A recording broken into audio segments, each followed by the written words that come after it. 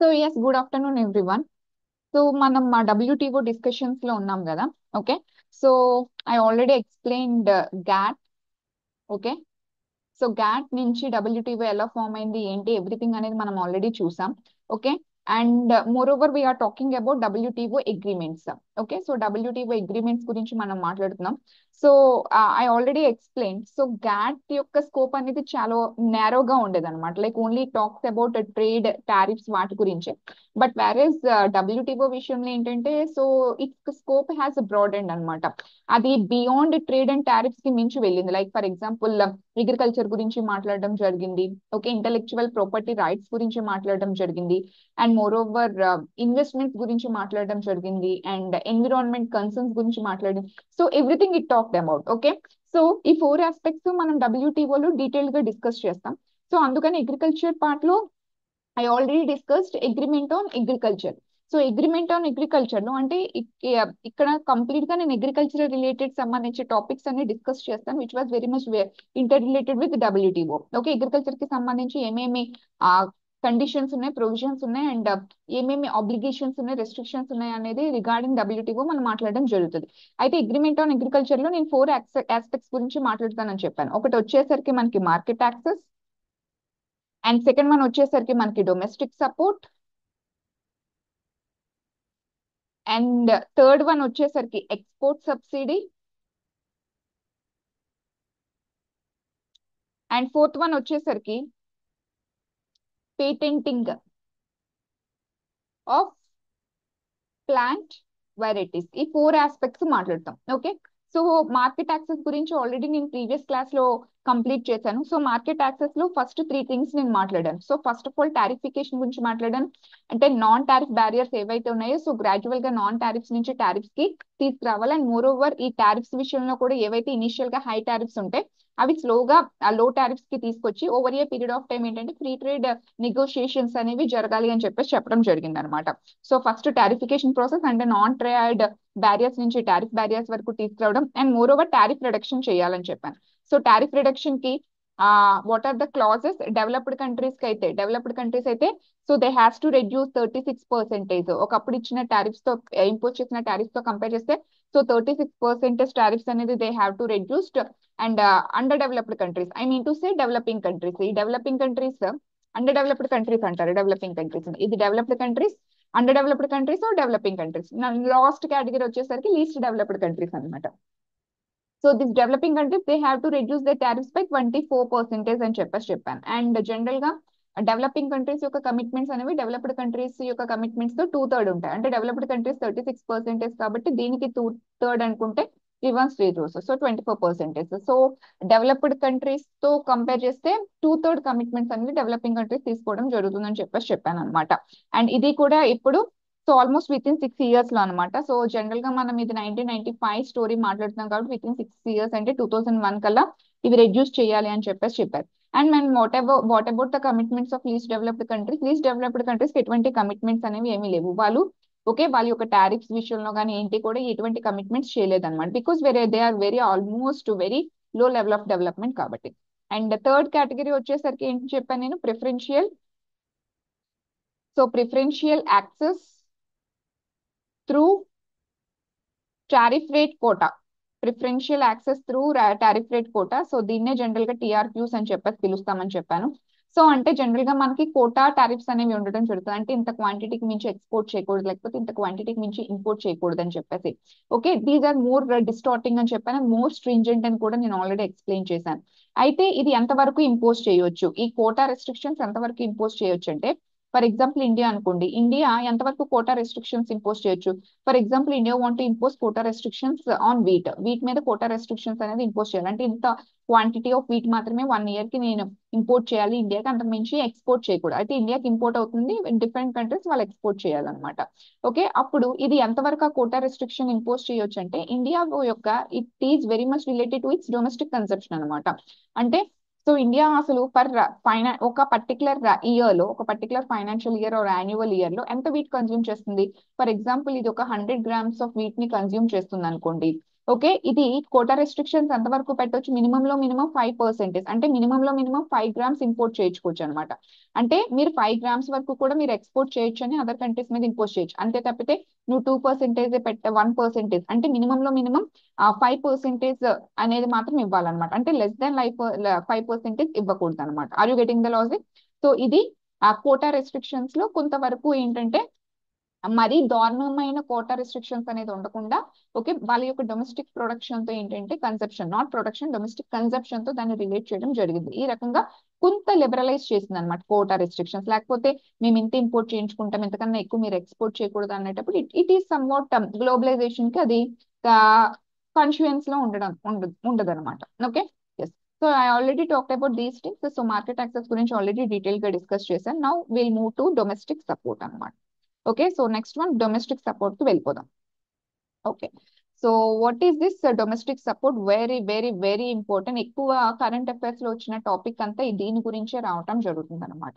మీరు ఎక్కువ current affairs లో దీని గురించే మాట్లాడతారు. యాక్చువల్ గా దీనికి సంబంధించి ఇండియా ఆల్సో ఫాట్ ఏ కేస్ అనమాట. ఓకే, డబ్ల్యూటీఓలో డిస్ప్యూట్ సెటిల్మెంట్ బాడీ దగ్గర యాక్చువల్ గా అమెరికా సూడ్ ఇండియా, ఓకే, ఈ పర్టికులర్ టాపిక్ లో, ఈ పర్టికులర్ డొమైన్ లో. సో ఇండియా ఆల్సో ఫాట్ ఏ కేస్ ఈ విషయంలో. అయితే ఇండియాకి కొంత టైప్ ఆఫ్ రిలాక్సేషన్ కూడా వచ్చింది అనమాట. ఎందుకు ఆ రిలాక్సేషన్ ఇచ్చారు, ఏ ఉద్దేశంతో రిలాక్సేషన్ ఇచ్చారు, అసలు అమెరికా ఎందుకు it sued India in dispute settlement body అనేది ఒకసారి డీటెయిల్డ్ గా చూద్దాం.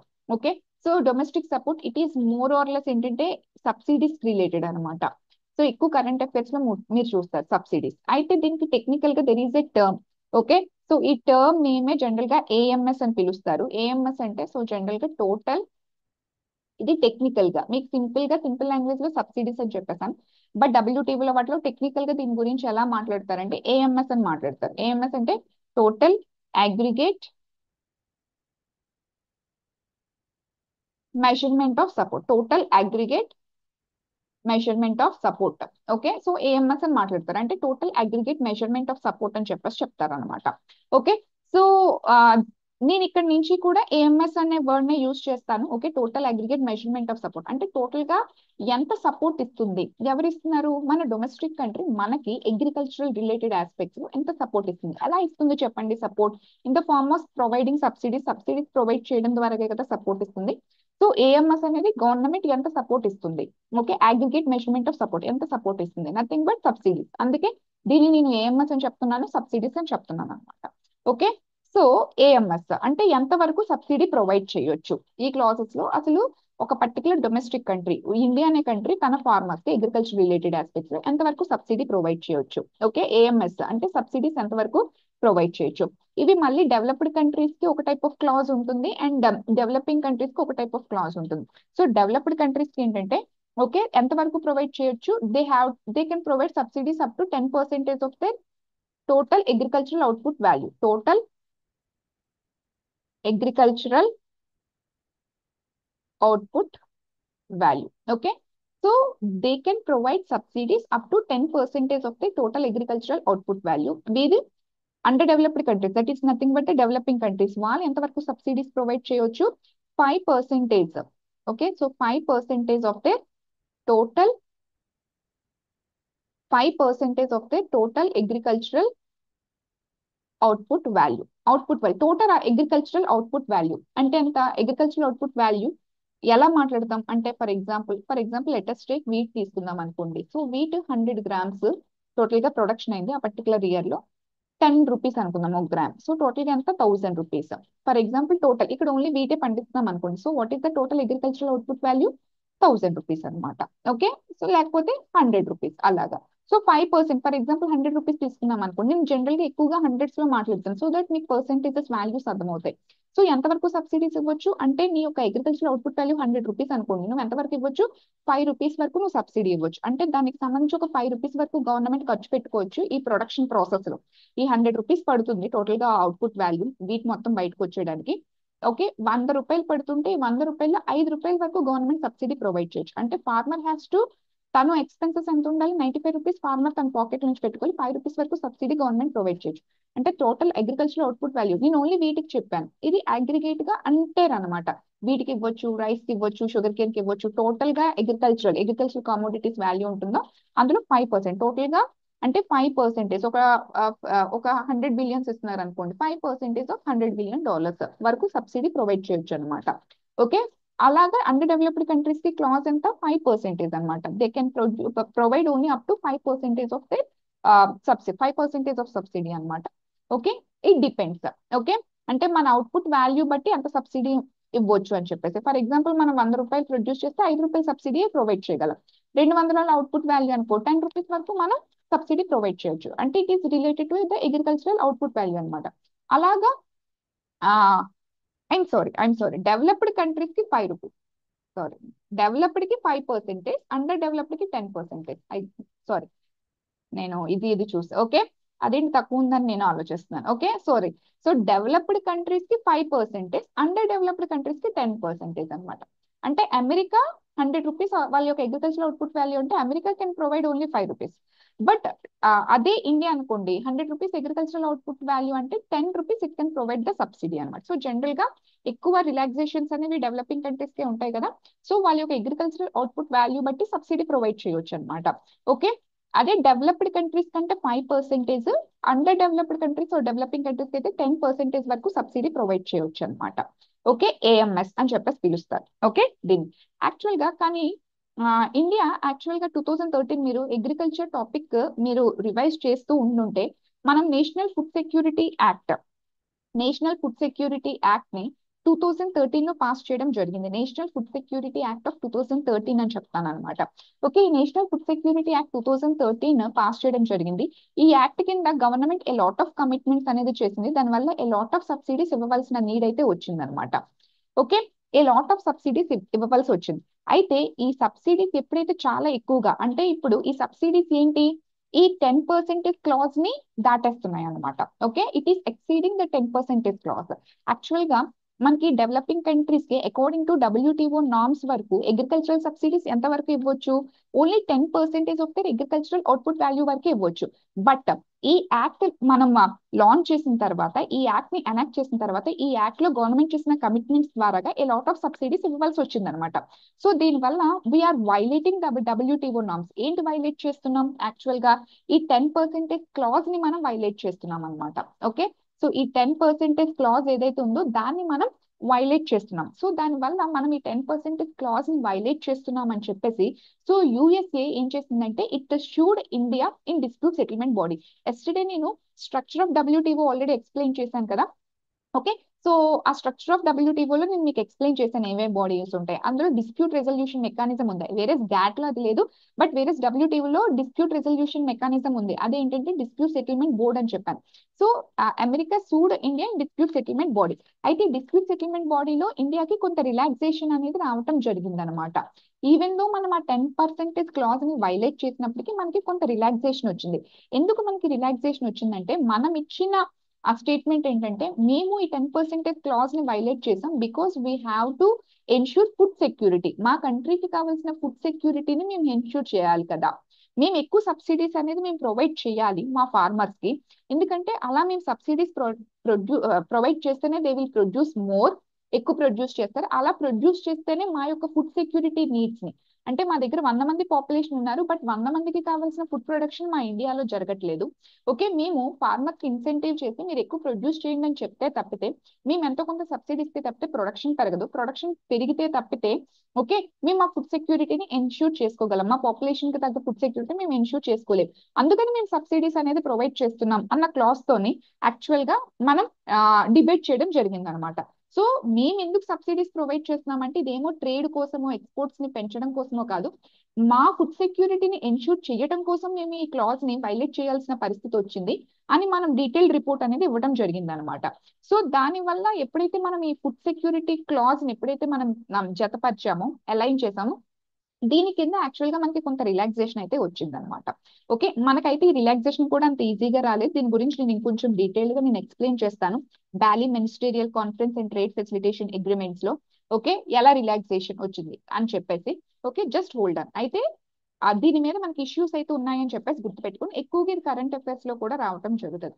అయితే అసలు ఈ సబ్సిడీస్ విషయం ఎందుకు అంత కన్సర్న్ గా ఫీల్ అవుతున్నారు, సబ్సిడీస్ ఇవ్వద్దు ఇవ్వకూడదని. అది మీరు అనుకోవచ్చు, మేడం అది గవర్నమెంట్ కే కదా ఎక్కువ బర్డెన్ అవుతుంది, గవర్నమెంట్ తన ఓన్ పాకెట్ లో పెట్టుకుంటుంది కదా, సో డబ్ల్యూటీఓకి ఇక్కడ ఏంటి ప్రాబ్లం మేడం? సో గవర్నమెంట్ తన ఓన్ పాకెట్ లో పెడుతున్నప్పుడు, పాకెట్ నుంచి పెడుతున్నప్పుడు, సో గవర్నమెంట్ కి ఏం ప్రాబ్లం?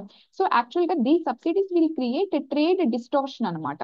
ఈ సబ్సిడీస్ అనేవి జనరల్ గా ట్రేడ్ డిస్టార్షన్ క్రియేట్ చేస్తాయి, ఆర్ ట్రేడ్ డైవర్షన్ ని క్రియేట్ చేయడం జరుగుతుంది. సో ఈ trade distortion are trade diversion అంటే ఏంటి? సో మనం దీన్ని ఒక ఎగ్జాంపుల్ తో అర్థం చేసుకుందాం. For example see here, for example ఇది ఇండియా ఉందనుకుందాం, ఇది యుఎస్ఏ ఉందనుకుందాం, అండ్ మోర్ ఓవర్ ఇది సింగపూర్ అనుకుందాం. Okay, so Singapore want to import. Singapore ఏంటంటే ఇంపోర్ట్ చేయించుకోవాలనుకుంటుంది. ఏంటి? ఫర్ ఎగ్జాంపుల్ వీటిని ఇంపోర్ట్ చేయించుకోవాలని చెప్పేసి అనుకుంది. అండ్ మోర్ ఓవర్ ఇండియా కూడా వీటిని ప్రొడ్యూస్ చేస్తుంది, అండ్ మోర్ ఓవర్ యుఎస్ఏ కూడా వీటిని ప్రొడ్యూస్ చేస్తుంది. అయితే ఇండియా వీటిని ఎలా ప్రొడ్యూస్ చేస్తుంది? 16 రూపీస్ కి ప్రొడ్యూస్ చేసేస్తుంది. ఒక కేజీ 16 రూపీస్ కి ప్రొడ్యూస్ చేసేయగలుగుతుంది. బట్ యుఎస్ఏ ఏంటి? 20 రూపీస్ కి ఒక కేజీని ప్రొడ్యూస్ చేస్తుంది. అంటే దీని అర్థం ఏంటి? Who is more efficient? India is more efficient అని అర్థమే కదా. సో చాలా తక్కువ ఇన్పుట్ ఏంటంటే ప్రొడ్యూస్ చేయగలుగుతుందంటే it is more efficient. So ఇప్పుడు అకార్డింగ్ టు డబ్ల్యూటీఓ నామ్స్ ఏంటి మనకి? Most favoured nation, MFN principle ఉంటుంది కదా. సో మోస్ట్ ఫేవర్డ్ అన్ని కంట్రీస్ ని ఒకేలా ట్రీట్ చేయాలి. సో దానివల్ల ఒకే టైప్ ఆఫ్ టారిఫ్స్ ఇంపోజ్ చేసాం అనుకోండి. For example Singapore 4 rupees tariff impose చేసింది. Okay, so 16 + 4 20 rupees, 20 + 4 24 rupees. So ఇప్పుడు ఏది కాస్ట్లియర్ అవుతుంది? యుఎస్ఏ నుంచి వచ్చిన వీట్ అనేది కాస్ట్లియర్ అవుతుంది సింగపూర్ లో. బట్ వేరే ఇండియా నుంచి వచ్చిన వీట్ అనేది ఆ చీపర్ గా ఉంటుంది కాబట్టి, సో జనరల్ గా సింగపూర్ ఏం చేయాలి? ఎక్కువగా ఇండియా నుంచి వీట్ తెప్పించుకోవడానికి ట్రై చేస్తుంది అనమాట. ఎస్, సింగపూర్ అనేది ఎక్కువగా ఇండియా నుంచి వీట్ తెప్పించుకోవడానికి ట్రై చేస్తుంది. ఇది జెన్యున్ ట్రేడ్ ప్రాక్టీసెస్. అయితే ఇప్పుడు యుఎస్ఏ ఏమనుకుంటుంది? సో నా వీట్ ఎక్కువ ఎక్స్పోర్ట్ అవ్వాలి, సింగపూర్ మార్కెట్ ని మొత్తాన్ని కూడా నేను క్యాప్చర్ చేయాలని ఉద్దేశం యుఎస్ఏకి ఉంది. అప్పుడు యుఎస్ఏ ఏం చేస్తుంది? ఇట్ ప్రొవైడ్ సబ్సిడీస్ అనమాట. ఫార్మర్స్ కి సబ్సిడీ అంటే వాళ్ళ ఓన్ వాళ్ళు యాక్చువల్ గా 20 రూపాయలతో పండిస్తున్నారు, గవర్నమెంట్ తన ఓన్ పాకెట్ లో నుంచి 8 రూపాయలు ఇచ్చింది. అంటే లిటరల్ గా ఫార్మర్ కి ఎంత పడింది? 12 రూపీసే పడింది. లిటరల్ గా ఫార్మర్ కి ఎంత పడింది? 12 రూపీసే పడింది. సో దానివల్ల 12 రూపీస్ కేజీకి అమ్మేస్తున్నాడు అనమాట. ఓకే, ఒక కేజీ 12 రూపీస్ అమ్మేస్తున్నాడు, ఎందుకంటే రిమైనింగ్ ఖర్చు అంతా వాడి పాకెట్ లో కాదు కదా, గవర్నమెంట్ పెడుతుంది కాబట్టి. సో 12 రూపీస్ కి కేజీ అమ్మేస్తున్నాడు. ఇప్పుడు 12 + 4 ఎంత? 16 రూపీస్ అవుతుంది. సో 16 రూపీస్ అవుతుంది. ఇప్పుడు ఏమవుతుంది చెప్పండి? సింగపూర్ ఏం చేస్తుంది? It will buy from USA కదా. సో సింగపూర్ యుఎస్ఏ నుంచి బై చేస్తుంది, ఎందుకు? 16 రూపీస్ కి వచ్చేస్తుంది కాబట్టి. So can I say it is one type of trade distortion జరుగుతుందా? యాక్చువల్ గా who is efficient producer? Actual గా 16 రూపీస్ కి ఒక కేజీని ఇక్కడ పండించేయగలుగుతున్నారంటే they are efficient. So automatic గా వీళ్ళని ఎంకరేజ్ చేయాలి కదా. బట్ ఇక్కడ నీకు కాస్ట్ ఆఫ్ ప్రొడక్షన్ ఎక్కువ అవుతుంది, అంటే యు ఆర్ ఇన్ఎఫిషియెంట్, నువ్వు ఎక్కువ రిసోర్సెస్ ఎక్స్ప్లోర్ చేస్తావు. But because as you are providing subsidies, so నువ్వు ఇక్కడ ఏంటంటే మార్కెట్ ని క్యాప్చర్ చేయగలిగేవు అనమాట. ఓకే, ఇక్కడ వీడికి అన్డ్యూ అడ్వాంటేజ్ వస్తుంది. ఇండియా ఏంటి? ఇక్కడ సబ్సిడీస్ ప్రొవైడ్ చేయలేకపోవడం వల్ల ఈ ఫార్మర్స్ ఇక్కడ నష్టపోతున్నారు అనమాట. సో ఈ రకంగా ఏ గవర్నమెంట్ అయితే హ్యూజ్ ఫండింగ్ ఉంటే వాళ్ళకి ఈ రకమైన సబ్సిడీస్ ప్రొవైడ్ చేశారనుకోండి, they will get some competitive edge వస్తుంది అనమాట. ట్రేడ్ డిస్టార్షన్స్ జరుగుతాయి. అందుకే సబ్సిడీస్ విషయంలో ఏంటంటే చాలా కన్సర్న్స్ అనేది రేస్ చేస్తారు అనమాట. ఓకే, సో అయితే మనం ఏం చెప్పామంటే, మనం national food security act of 2013 కింద లాట్ ఆఫ్ సబ్సిడీస్ ఇస్తున్నాం అనమాట. ఓకే, అవన్నీ యాక్చువల్ గా మనకి 10% క్లాస్. యాక్చువల్ గా మన యొక్క టోటల్ అగ్రికల్చర్ అవుట్పుట్ వాల్యూకి 10% నుంచి మనం సబ్సిడీస్ అనేది ఇవ్వకూడదు అనమాట. బట్ ఈ నేషనల్ ఫుడ్ సెక్యూరిటీ యాక్ట్ ద్వారాగా ఆ క్లాజ్ ని మనం దాటేసాం అనమాట. సో దాటేసినప్పుడు అమెరికా షూడ్ ఇండియా అనమాట. యాక్చువల్ గా అప్పుడు మనం ఏం చేసాం? మేము యాక్చువల్గా ఈ ట్రేడ్ రిలేటెడ్ ఆస్పెక్ట్స్ కోసం మీరు ఎందుకు భయపడుతున్నారు? మేమేం trade related sorry okay, aspects కోసం యాక్చువల్ గా మేము ఏమి చెయ్యట్లేదు. It's not for the promotion of exports. మేము అసలు దీని గురించి ఆలోచించలేదు. మేము ఇస్తున్న subsidies to ensure food security. మా కంట్రీలో మేము డొమెస్టిక్ ప్రొడక్షన్ ని పెంచుకోవడానికి, మేము ఫుడ్ సెక్యూరిటీని ఎన్షూర్ చేసుకోవడానికి సబ్సిడీస్ ఇస్తున్నాం అన్న క్లాస్ ఏంటంటే కొంచెం రిలాక్సేషన్ అనేది పొందడం జరిగింది అనమాట. ఓకే, సో అయితే there is a classification. Okay, అయితే ఏ సబ్సిడీ దేని కింద రావాలి అని చెప్పేసి డబ్ల్యూటీఓలో ఒక క్లాసిఫికేషన్ అనేది సబ్సిడీకి సంబంధించి ఉండడం జరిగింది. See here it is a very controversial అనమాట ఈ క్లాసిఫికేషన్. సో చాలా జాగ్రత్తగా వినండి. ఎక్కువ కరెంట్ అఫైర్స్ లో ఈ కాన్సెప్ట్ మీకు అర్థమైపోతే ఇంకా కరెంట్ అఫైర్స్ చాలా ఈజీగా మీకు అర్థమైపోతుంది అనమాట. సో డబ్ల్యూటీఓ పరంగా there is a classification of subsidies అనమాట. According to WTO there is classification of subsidies. Okay, so there is classification of subsidies. So ఈ సబ్సిడీస్ ని జనరల్ గా మనకి green box, amber box and more over blue box అని చెప్పేసి పిలుస్తాం. Green box, amber box and more over blue box అని చెప్పేసి పిలుస్తాం. ఇది classification. Okay, so green box లో ఏమేమి ఉంటాయి? ఇప్పుడు మనకి ఈ డెవలప్డ్ కంట్రీస్ అయితే 5% ఇవ్వాలి, డెవలపింగ్ కంట్రీస్ అయితే 10% ఇవ్వాలని క్లాస్ చెప్తున్నాను చూసారా, అది ఓన్లీ దీనికి మాత్రమే వర్తిస్తుంది అనమాట. దీనికి మాత్రమే వర్తిస్తుంది, గ్రీన్ బాక్స్ కి వర్తించదు. అసలు గ్రీన్ బాక్స్ లో ఏ లాట్ ఆఫ్ సబ్సిడీస్ ఇస్తాము, అంటే తన పర్టికులర్ డొమెస్టిక్ గవర్నమెంట్ వాళ్ళ ఫార్మర్స్ కోసం ఏవైనా సబ్సిడీస్ ఇవ్వచ్చు. ఓకే, ఆ సబ్సిడీస్ ఇంతకు ముందు నేను చెప్పాను చూసారా, 5% of the total agricultural output value, 10% of the total agricultural, వాటికి దీనికి సంబంధం లేదు. అంటే టిపికల్ గా నేను టెక్నికల్ గా మాట్లాడాలి అంటే మీకు నేను ఇక్కడ ఏమని చెప్పాను? సో డిడ్ యూ రిమెంబర్ ఈ సబ్సిడీస్ కి నేను టెక్నికల్ గా ఏమని వర్డ్ యూస్ చేశాను? ఏఎంఎస్ అని వర్డ్ యూస్ చేశాను. ఏఎంఎస్ కేటగిరీలోకి రావన్నమాట, అంటే అసలు వాటిని సబ్సిడీస్ కింద కన్సిడర్ చేయాలి. గ్రీన్ బాక్స్ లో ఉన్నవి ఏఎంఎస్ కేటగిరీలోకి రావు, వాటిని అసలు సబ్సిడీస్ కింద కన్సిడర్ చేయరు అనమాట. ఎందుకు అంటే ఆ టైప్ ఆఫ్ సబ్సిడీస్ అనేవి they are not very much link to production, అవి వాటి యొక్క ప్రొడక్షన్ తోని లింక్ అయ్యి ఉండవు అనమాట. ప్రొడక్షన్ తో లింక్ అయ్యి ఉండకపోవడం అంటే ఏంటి? For example say here, for example ఇది డిమాండ్, ఇది సప్లై. ఓకే, నువ్వు ఏదైనా సబ్సిడీ ఇచ్చావు అనుకోండి, ఆ సబ్సిడీ వల్ల వాళ్ళు ఎక్కువ ప్రొడ్యూస్ చేస్తున్నారు అనుకోండి, సబ్సిడీ ఇచ్చావు, ఫర్ ఎగ్జాంపుల్ ఎంఎస్పి ఉంది అనుకుందాం, నువ్వు ఎంఎస్పి ఏం చేస్తున్నావు, వీటికి ఇచ్చావు అనుకోండి. ఓకే, నేను వేరే పంట పండిస్తే నా పంట రావచ్చు పోవచ్చు, నాకు మంచి రేట్ రావచ్చు రాకపోవచ్చు, బట్ నాకు ఎంఎస్పి, వీటికి ఎంఎస్పి ఉంది కదా, నాకు ఇన్షూర్డ్ ఇన్కమ్ అనేది ఉంటుంది కదా అని చెప్పేసి జనాలు ఏం చేస్తారు, జనరల్ గా ఎక్కువగా వీటే ప్రొడ్యూస్ చేస్తారు. సో నువ్వు ఈ type of MSP one type of subsidy ఇలా ఇవ్వటం వల్ల నీకు వీటి ప్రొడక్షన్ పెరుగుతుంది. ఓకే, నీకు ఎప్పుడైతే ప్రొడక్షన్ పెరిగిందో ప్రైసెస్ అనేవి మార్కెట్ లో పడిపోతాయి. సో ఈ టైప్ ఆఫ్ సబ్సిడీ అనేది అంటే సర్టెన్, జనరల్ గా certain types of subsidies are very much link to production. ఆ సబ్సిడీస్ ఇవ్వడం వల్ల ఇవ్వకపోవడం వల్ల ప్రొడక్షన్ ఇంక్రీజ్ అవ్వడం, ప్రొడక్షన్ డిక్రీజ్ అవ్వడం జరుగుతుంది. సో దాని వల్ల it will effects prices. So see here, supply ఎక్కువ పెరిగినప్పుడు ప్రైసెస్ పడిపోతాయి. సో ప్రైసెస్ పడినప్పుడు చీప్ రేట్ కి ప్రొడ్యూస్ చేసినప్పుడు ఏంటి, ఈజీగా ఎక్స్పోర్ట్ చేసేస్తాడు కదా, ఎందుకంటే రిమైనింగ్ వాళ్ళతో కంపేర్ చేస్తే ఆటోమేటిక్ గా ఏమవుతుంది, వీటి ప్రైస్ చాలా తక్కువగా ఉంటుంది. ఇప్పుడు ఇక్కడ ఇదే కదా చెప్పాను. ఓకే, సో సబ్సిడీ ప్రొవైడ్ దాని రకంగా ఏంటంటే వాడికి అడ్వాంటేజ్ అనేది రావటం జరుగుతుంది అనమాట. సో జనరల్ గా గ్రీన్ బాక్స్ లో ఇచ్చే సబ్సిడీస్ అనేవి అసలు ప్రొడక్షన్ తో సంబంధం ఉండదు. ఓకే, ఆ they won't very much interlinked with production, అవి ప్రొడక్షన్ తో సంబంధం లేనివి, ప్రైస్ ఫ్లక్చుయేషన్ తో సంబంధం లేనివి అనమాట. ఓకే, సో ఇవి సబ్సిడీసే, బట్ దీ సబ్సిడీస్ ఏంటంటే ప్రొడక్షన్ తో లింక్ లేనివి, ప్రైసెస్ తో సంబంధం లేనివి, కాబట్టి వీటిని అసలు సబ్సిడీస్ కింద కన్సిడర్ చేయరు, వీటిని అంటే ఏఎంఎస్ కేటగిరీలో పెట్టరు అనమాట. లైక్ ఏంటేంటి వస్తాయి madam, for example direct benefit transfer ఉందనుకోండి. సో డైరెక్ట్ బెనిఫిట్ ట్రాన్స్ఫర్ అనేది కూడా one type of subsidy. For example ఇప్పుడు మనకి ఆ లైక్ అమౌంట్ అనేది 6,000 రూపీస్, ఓకే, సెంట్రల్ గవర్నమెంట్ ఇవ్వడం జరుగుతుంది, and state government YSR Congress government లో లైక్ 7,500 ఇస్తానని చెప్పేసి అని అన్నారు. అండ్ టీడీపీ గవర్నమెంట్ ఇంకా స్కీమ్ ఇంప్లిమెంట్ చేయట్లేదు, టోటల్ గా వాళ్ళు 20,000 చేస్తానని చెప్పేసి చెప్పారు. Okay, so Kisan, I think so PM Kisan. Okay, so PM Kisan కింద డిబిటీ ఇస్తారు కదా. సో దీని వల్ల సి హియర్, దీని వల్ల లిటరల్ గా ప్రొడక్షన్ పెరిగి ప్రొడక్షన్ తగ్గట్ల, అకౌంట్ లో డబ్బులు వేసారు, ఇవి ఉన్నాయి కాబట్టి పంట వేయడం, ఇవి రావట్లేదు కాబట్టి పంట తీసేయడం, ఈ టైప్ ఆఫ్ ఏమీ ఉండట్లేదు అనమాట, మీరు లిటరల్ గా అబ్జర్వ్ చేస్తే డైరెక్ట్ గా. బట్ మీరు ఎంఎస్పి ప్రొవైడ్ చేయండి, ఫర్ ఎగ్జాంపుల్ ఫర్టిలైజర్ సబ్సిడీ ఇవ్వండి, లేకపోతే సీడ్ సబ్సిడీ ఇవ్వండి, ఇవన్నీ ప్రొడక్షన్ తో డైరెక్ట్ గా, ఎందుకంటే ప్రొడక్ట్ అనేది ఉంది కాబట్టి అక్కడ యూజ్ చేయడం యూజ్ చేయకపోవడం ఉంటుంది. Electricity subsidies, okay, input subsidies అనేవి అన్ని కూడా సబ్సిడీస్ లైక్ ఏఎంఎస్ కేటగిరీలోకి వస్తాయి. ఇన్పుట్ మనం ఇచ్చే అన్ని ఎలక్ట్రిసిటీ ఇన్పుట్, లేకపోతే ఫర్టిలైజర్ అవ్వచ్చు, సీడ్ అవ్వచ్చు, ఓకే, ఇరిగేషన్ సమ్, ఇవన్నీ కూడా జనరల్ గా ఏమవుతుందంటే వాటి యొక్క ప్రొడక్షన్ ని పెంచడం తగ్గించడం, లైక్ సబ్సిడీ ఇస్తున్నా అంటే ప్రొడక్షన్ పెంచుతాయి అనమాట. నువ్వు సబ్సిడీ ఫర్టిలైజర్స్ ని తక్కువ రేట్ కి ఇచ్చేస్తున్నావు, సీడ్స్ ని తక్కువ రేట్ కి ఇస్తున్నావు, మంచి ఇరిగేషన్ తక్కువ రేట్ కి ఇస్తున్నావు, ఎలక్ట్రిసిటీ చీప్ గా ఇచ్చేస్తున్నావు అంటే దాని వల్ల లిటరల్ గా నీకు ప్రొడక్షన్ ఇంక్రీజ్ అవుతుంది, ప్రైస్ పడిపోతుంది, అంటూ అడ్వాంటేజ్ వస్తుంది. ఈ టైప్ ఆఫ్ సబ్సిడీస్ ని జనరల్ గా ఏఎంఎస్ కేటగిరీ అంటారు, యాక్చువల్ సబ్సిడీస్ అంటాం, అంటే they are very much link to production and price fluctuations.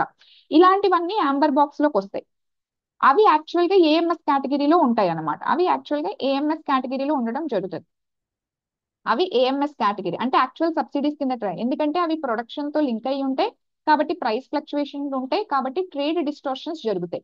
అలాంటివన్నీ అంటే మనం ఇచ్చే ఆల్ సబ్సిడీస్, డెవలపింగ్ కంట్రీస్ ఇచ్చే ఆల్ సబ్సిడీస్, స్పెసిఫిక్ గా ఇండియా ఇచ్చే ఆల్, ఎందుకంటే మనం ఇచ్చే అన్ని subsidies input subsidies amber box లోకి వచ్చేస్తాయి అనమాట.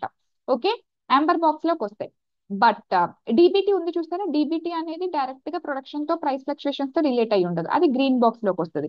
లేకపోతే ఏదైనా ఒక పర్టికులర్ డిసీజ్ ని, సమ్ ఎగ్జాంపుల్ ఒక కాటన్ కి బాల్వమ్, ఆ పర్టికులర్ డిసీజ్ ని కంట్రోల్ చేయడానికి నువ్వు సబ్సిడీ ఇస్తున్నావు అనుకోండి, లేకపోతే ఏదైనా ఫ్లడ్స్ వచ్చినప్పుడు ఫ్లడ్ కంట్రోల్ కోసం నువ్వు ఏదైనా సబ్సిడీ ఇస్తున్నావు, లేకపోతే రీసెర్చ్ కి సంబంధించి ఏదైనా సబ్సిడీ ప్రొవైడ్ చేస్తున్నావు, ఫుడ్ సెక్యూరిటీ కోసం ఏదైనా సబ్సిడీ, ఇలా అంటే very much not interlink to production, అవి గ్రీన్ బాక్స్ లోకి వస్తాయి అనమాట. అవన్నీ సబ్సిడీస్ కింద కన్సిడర్ చేయరు. అంటే దాని అర్థం ఏంటి, సబ్సిడీస్ కింద కన్సిడర్ చేయకపోవడం అంటే ఏంటి, నువ్వు అందులో ఎంత సబ్సిడీ అయినా ఇవ్వచ్చు, నువ్వు అందులో ఎంత subsidy, okay, you can give any amount of subsidy, and ఎట్టి పరిస్థితులు ఏ కంట్రీ కూడా it won't challenge or sue in dispute settlement body అనమాట. ఆ టైప్ ఆఫ్ సబ్సిడీస్ నువ్వు ఎన్నైనా ఇవ్వచ్చు. అండ్ మీకు 5% 10% క్లాస్ కూడా దీనికి వర్తించదు. మీకు ఈ 5% 10% క్లాస్ అనేది ఆంబర్ బాక్స్ కి వర్తిస్తుంది. ఎందుకంటే ఆంబర్ బాక్స్ లో ఉన్న సబ్సిడీసే యాక్చువల్ గా ప్రొడక్షన్ ని ఆల్టర్ చేస్తే, ప్రైసెస్ ఫ్లక్చుయేషన్స్ ని తీసుకొస్తే, ట్రేడ్ డిస్టోర్షన్ కాస్తాయి. కాబట్టి అంబర్ బాక్స్ లో ఏ టైప్ ఆఫ్ సబ్సిడీస్ ఉంటాయో, లైక్ ఎంఎస్పి అవ్వచ్చు, ప్రొక్యూర్మెంట్ సబ్సిడీ అవ్వచ్చు, అగ్రికల్చరల్ ఇన్పుట్స్ అవ్వచ్చు, ఇవన్నీ కూడా సో జనరల్ గా ట్రేడ్ డిస్టార్షన్, వాటిని ఏఎంఎస్ కింద కన్సిడర్ చేస్తారు. వాటి మీద ఈ శాంక్షన్స్ అంటే, developed countries they have to provide subsidy only up to 5% of the total agricultural output value, and developing countries or underdeveloped countries they can provide only 10% of their subsidy only on the total agricultural output value అన్నమాట. Okay, దీనికి మాత్రమే వర్తిస్తుంది అనమాట. ఇది green box, ఇది amber box అనమాట. I think so it was very much clear. మరి blue box అంటే ఏంటి? సో బ్లూ బాక్స్ అనేది యాక్చువల్ గా it's a very controversial one. Okay, so blue box అనేది చాలా చాలా కాంట్రవర్షియల్ వన్. యాక్చువల్గా ఇది డిజైరబుల్ కూడా కాదు. యాక్చువల్గా ఈ టైప్ ఆఫ్ 2 బాక్సెస్ సరిపోతాయి, గ్రీన్ బాక్స్, ఆంబర్ బాక్స్ అనేది సరిపోతుంది. బట్ యాక్చువల్ గా ఈ బ్లూ బాక్స్ యాక్చువల్ ఇష్యూని క్రియేట్ చేసింది అనమాట. సో ఈ బ్లూ బాక్స్ ఎలా యాక్చువల్ ఇష్యూని క్రియేట్ చేసింది? ఓకే, సో జనరల్ గా ఏంటంటే ఇది డెవలప్డ్ కంట్రీస్ వాళ్ళ యొక్క కన్వీనియన్స్ కోసం క్రియేట్ చేసింది అనమాట. బ్లూ బాక్స్ స్పెసిఫిక్ గా డెవలప్డ్ కంట్రీస్ వాళ్ళ కన్వీనియన్స్ కోసం యాక్చువల్ గా దీన్ని క్రియేట్ చేశారు. ఇది లైక్ మోర్ ఓవర్ లెస్ ఏంటంటే ఆంబర్ బాక్స్ కి ఒక టైప్ ఆఫ్ సబ్ కేటగిరీ లాగా అనమాట. Okay, so more over less ఇది డిజైరబుల్ కాదు. ఇది see here how it works. For example green box ఉందనుకున్నాం, ఇది గ్రీన్ బాక్స్, ఇది ఆంబర్ బాక్స్, ఇది బ్లూ బాక్స్. ఓకే, ఇందులో కొన్ని జనరల్ గా సబ్సిడీస్ అనేవి ఇందులో రావచ్చు, ఇందులో రావచ్చు, ఇందులో రావచ్చు. గ్రీన్ బాక్స్ లో ఏ టైప్ ఆఫ్ సబ్సిడీస్ ఇస్తాం? గ్రీన్ బాక్స్ లో వచ్చే సబ్సిడీస్ లైక్ డిబిటీ లాంటివి అలాగా. ఇవేంటి? ఇవి ప్రొడక్షన్ తో సంబంధం ఉండవు, ఇవి అసలు ప్రైస్ ఫ్లక్చుయేషన్స్ ఉండవు, సో ఇవి ట్రేడ్ డిస్టార్టింగ్ జరగవు. కాబట్టి నువ్వు ఎంతైనా సబ్సిడీస్ ఇచ్చుకో, మాకు సంబంధం లేదు. ఓకే, అంటే ఇవేంటి లిటరల్ గా ఏఎంఎస్ సబ్సిడీస్ కిందే కన్సిడర్ చేయం, ఏఎంఎస్ కేటగిరీలోకి రావు. ఓకే, ఇవేంటి? ఇలాంటివి జనరల్ గా ఫర్ ఎగ్జాంపుల్ ఎంఎస్పి లాంటివి, ఇవేంటి? ఇవి ప్రొడక్షన్ ని పెంచుతాయి, ప్రైస్ ఫ్లక్చుయేషన్స్ తీసుకొస్తాయి, ట్రేడ్ డిస్టార్షన్ అనేది క్రియేట్ చేస్తాయి. కాబట్టి ఇందులో మేము రెస్ట్రిక్షన్స్ ఇంపోజ్ చేస్తాం. డెవలపింగ్ కంట్రీస్ అయితే 10% of the total agriculture output value, developed countries అయితే 5% of the total agriculture product. అంటే లిటరల్ గా మేము వీటిని సబ్సిడీస్ కింద కన్సిడర్ చేస్తాం. ఇవి ట్రేడ్ డిస్టార్టింగ్ ఇవన్నీ ఏఎంఎస్ కింద కన్సిడర్ చేస్తాం. ఇవి నాట్ ట్రేడ్ డిస్టార్టింగ్, కాబట్టి మేము వీటిని ఏఎంఎస్ కింద కన్సిడర్ చేయం. మరి బ్లూ బాక్స్ ఏంటి? Yes, these are trade డిస్టార్టింగ్. ఇవి ట్రేడ్ డిస్టార్టింగ్. ఎందుకు? For example to limit production, అంటే ప్రొడక్షన్ మరి ఎక్కువగా ఉండకుండా ఎంత అయితే సరిపోతుంది అంత. అంటే దీని అర్థం ఏంటి? లిటరల్ గా ఇది డిమాండ్ సప్లైని నువ్వు కంట్రోల్ చేస్తున్నావు. ఫర్ ఎగ్జాంపుల్ సప్లైని తగ్గిస్తున్నావు, దానివల్ల ఏమవుతుంది? ప్రైస్ ఫ్లక్చుయేషన్స్ ఉంటాయి కదా. టు లిమిట్ ప్రొడక్షన్, ఇది జనరల్ గా ఇండియా లాంటి కంట్రీస్ లో చేయరు, డెవలప్డ్ కంట్రీస్ లో చేస్తారు. ఈ ప్రొడక్షన్ లిమిట్ చేయడం కోసం ఓకే ఈ టైప్ ఆఫ్ సబ్సిడీస్ చేస్తారనమాట. దీనికి తగ్గ ప్రొవిజన్స్ చేస్తారు. ఓకే, దీని ద్వారా ఎస్ ట్రేడ్ డిస్టార్షన్ జరుగుతుంది ఖచ్చితంగా, ప్రైస్ ఫ్లక్చుయేషన్స్ ఉంటాయి ఖచ్చితంగా. బట్ బట్ వీటిని మేము ట్రేడ్ డిస్టార్టింగ్ అయితే ఏం జరగాలి? ఏఎంఎస్ కేటగిరీలోకి రావాలి కదా, కానీ మేము వీటిని ఏఎంఎస్ కేటగిరీలోకి తీసుకురాము అని చెప్తున్నారు అనమాట. ఓకే, అంటే డెవలప్డ్ కంట్రీస్ ఈ క్లాసిఫికేషన్ వాళ్ళ కన్వీనియన్స్ కోసం తీసుకొచ్చింది. స్పెసిఫిక్ గా బ్లూ బాక్స్ ఏదైతే ఉంది ఇది వాళ్ళ కన్వీనియన్స్ కోసం తీసుకొచ్చింది అనమాట. యాక్చువల్ గా ఇందులో ఇచ్చే సబ్సిడీస్ అన్ని కూడా ట్రేడ్ డిస్టార్టింగ్, కానీ వాటిని లిటరల్ గా యాక్చువల్ సబ్సిడీస్ కింద కన్సిడర్ చేయట్లేదు. అంటే మీకు చెప్తున్న 5% 10% వాల్యూస్ ఇక్కడ మాత్రమే వర్తిస్తాయి, ఇక్కడ వర్తించవు. జనరల్ గా మీకు డెవలప్డ్ కంట్రీస్ ఇచ్చే సబ్సిడీస్ అన్ని కూడా they will claim from green box or blue box అనమాట. వాళ్ళు గ్రీన్ బాక్స్ నుంచో బ్లూ బాక్స్ నుంచో క్లెయిమ్ చేస్తారు వాళ్ళ సబ్సిడీస్ అన్ని. కానీ మన డెవలపింగ్ కంట్రీస్ సబ్సిడీస్ అన్నిటిని తీసుకెళ్లి ఆంబర్ బాక్స్ లో వేస్తారు అనమాట. అంటే ఇవి ట్రేడ్ డిస్టార్టింగ్, కాబట్టి మేము సబ్సిడీస్ కింద కన్సిడర్ చేస్తామంటారు. బ్లూ బాక్స్ ఏంటి, ట్రేడ్ డిస్టార్టింగ్ కానీ నాకు సబ్సిడీస్ కింద కన్సిడర్ చేయండి అంటే వాళ్ళ యొక్క డామినెన్స్ అనమాట ఇక్కడ యాక్చువల్ గా. ఓకే, వాళ్ళు వాళ్ళ కన్వీనియన్స్ కోసం వాళ్ళు మేజర్ గ్రీన్ బాక్స్ నుంచో బ్లూ బాక్స్ నుంచో కోట్ చేస్తారు కాబట్టి వాళ్ళకి రెస్ట్రిక్షన్స్ ఉండవు. ఓకే, మనకు అన్ని యాంబర్ బాక్స్ కాబట్టి మనం ఏంటి, మనం ఇచ్చే సబ్సిడీస్ 10% క్లాజ్ ని ఎక్సీడ్ అయిపోయింది అని చెప్పేసి వాదిస్తూ ఉంటారు అనమాట. ఇట్స్ ఏ గేమ్ అనమాట డెవలప్డ్ కంట్రీస్ యొక్క. మీకు చూస్తే మీరు ఇంటర్నేషనల్ ఆర్గనైజేషన్స్ చూస్తే it's all about the developed countries ఏంటంటే వాళ్ళ మైండ్ గేమ్ అనమాట ఎవ్రీథింగ్ అనేది. ఓకే, సో ఇప్పుడు లిటరల్ గా మీరు ఆలోచిస్తే, సో సీ హియర్ యాక్చువల్ గా యూఎస్ ఏదైతే ఉందో ఈ యుఎస్ లిటరల్ గా $100 బిలియన్ సబ్సిడీ ఇస్తుంది. టు బి ఫ్రాంక్ గా చెప్పాలి అనుకుంటే, నేను మానిటరీ టర్మ్స్ లో రాయాలంటే US for example $100 billion subsidy ఇస్తుంది అనుకోండి, ఇండియా ఓన్లీ $20 బిలియన్ సబ్సిడీని ప్రొవైడ్ చేస్తుంది ఓవరాల్ గా. కానీ ఏమంటది, according to WTO norms India ఈ సబ్సిడీ అనేది ఎక్సీడ్ చేసేసింది, ఇవ్వకూడదని చెప్తుంది. ఎందుకంటే ఈ సబ్సిడీస్ అనేవి అన్ని కూడా అంబర్ బాక్స్ లో ఉన్నాయి, ట్రేడ్ డిస్టార్టింగ్ ఉన్నాయి అంటారు. మనకన్నా లిటరల్ గా 5 times ఎక్కువ సబ్సిడీ ఇస్తుంది యుఎస్. కానీ these are allowed according to WTO norms, ఎందుకంటే they are claiming from green box and blue box అనమాట. గ్రీన్ బాక్స్ ప్రాబ్లం ఏం లేదు, green box and amber box are exactly constituents అనమాట, correct గా ఉన్నాయి. ఓకే, సో అవి correct గా frame చేశారు. బట్ బ్లూ బాక్స్ ఏదైతే ఉందో ఇది యాక్చువల్ గా కాంట్రవర్సీ అనమాట. ఇది for the benefit of the developed countries యాక్చువల్గా ఈ టైప్ ఆఫ్ సబ్ కేటగిరీని క్రియేట్ చేయడం జరిగింది అనమాట. సో ఇందులో ఇచ్చే సబ్సిడీస్ కూడా వాళ్ళు ఓపెన్ గా బయటికి చెప్పరు, ఇవన్నీ బ్లూ బాక్స్ కింద కేటగరైజ్ చేసేస్తారు. ఇవి అసలు మనం ఇవ్వం ఈ type of subsidies. Okay, yes. So దీని మీద ఇండియాకి ఇష్యూ ఉందన్నమాట. ఓకే, ఈ విషయంలో ఈ సబ్సిడీస్ విషయంలో ఇండియాకి ఇష్యూస్ ఏంటంటే 2 ఇష్యూస్ మాట్లాడదాం. సో ఫస్ట్ ఆఫ్ ఆల్ మనం అన్ని తీసుకెళ్లి అంబర్ బాక్స్ లో వేసేసేయడం, డెవలప్డ్ కంట్రీస్ యొక్క అన్ని తీసుకెళ్లి ఇదర్ గ్రీన్ బాక్స్ లోనో బ్లూ బాక్స్ లోనో వాళ్ళు కోట్ చేసుకోవడం. లిటరల్ గా డెవలప్డ్ కంట్రీస్ డెవలపింగ్ కంట్రీస్ కన్నా ఎక్కువ సబ్సిడీస్ ప్రొవైడ్ చేస్తున్నారు, బట్ అసలు అవి సబ్సిడీసే కాదు అన్నట్టుగా మాట్లాడుతున్నారు అనమాట. ఓకే, ఇది ఒక మేజర్ ఇష్యూ. నెక్స్ట్ ఇంకొకటి ఏంటంటే ఇక్కడ ఎంత వరకు సబ్సిడీ ప్రొవైడ్ చేయొచ్చు అన్నది ఎలా కేటగరైజ్ చేస్తాను నేను ఇక్కడ, 10% or 5% of the total agricultural output value అన్నట్టుగా నేను మాట్లాడుతున్నాను. Am I correct? సో నేను ఏమని చెప్తున్నాను, డెవలప్డ్ కంట్రీస్ అయితే only 5% of the total agriculture output value and developing countries అయితే only 10% of the total agriculture output value అని చెప్తున్నాను. అయితే టోటల్ అగ్రికల్చర్ అవుట్పుట్ వాల్యూ అంటే ఈ సంవత్సరం ఎంత వస్తా అంత కాదనమాట. ఓకే, దీనికి base year price, base year 1986 to 88 ని ఈ ఇయర్ ని బేస్ ఇయర్ ప్రైస్ గా తీసుకున్నారనమాట. ఈ ఇయర్ లో అగ్రికల్చర్ అవుట్పుట్ వాల్యూ ఎంత, ఫర్ ఎగ్జాంపుల్ ఆ ఇయర్ లో ఇండియా ఒక total agriculture output value 100 rupees ఉందనుకోండి, మాక్సిమం ఎంత ప్రొవైడ్ చేయాలి, 10 రూపీసే ప్రొవైడ్ చేయాలి. ఇప్పటికీ కూడా అమ్మ 1986-88 లో 10 రూపాయలకి, ఓకే 2025 లో 10 రూపాయలకి డిఫరెన్స్ ఉందా లేదా? అప్పుడు 10 రూపాయల కంటే ఇట్స్ హ్యూజ్, బట్ ఇప్పుడు 10 రూపాయలు అనేది వెరీ వెరీ వెరీ నామినల్ కదా అసలు. సో ఇక్కడ ఈ టోటల్ అగ్రికల్చర్ అవుట్పుట్ వాల్యూ ఏదైతే ఉందో అది ఎవ్రీ ఇయర్ రివైజ్ చేయరు. ఇది ఏంటి, total agriculture output value 1986-88 period value అనమాట. ఆ ఇయర్ యాక్చువల్ గా ఇండియా కండిషన్ కూడా చాలా వర్స్ గా ఉంది, ఎందుకంటే ఆ ఇయర్ యాక్చువల్ గా బంపర్ ప్రొడక్షన్ జరిగింది. అయ్యో మేడం బంపర్ ప్రొడక్షన్ జరిగితే ఇంకేంటి madam problem, but bumper product farmer కి చెప్పాను కదా, పంట ఎక్కువ పండినా నష్టమే, పంట మరీ పండకపోయినా నష్టమే. బంపర్ ప్రొడక్షన్ జరిగినప్పుడు ఏం జరుగుతుంది చెప్పండి, విపరీతమైన సప్లై వచ్చినప్పుడు ప్రైసెస్ పడిపోతాయి.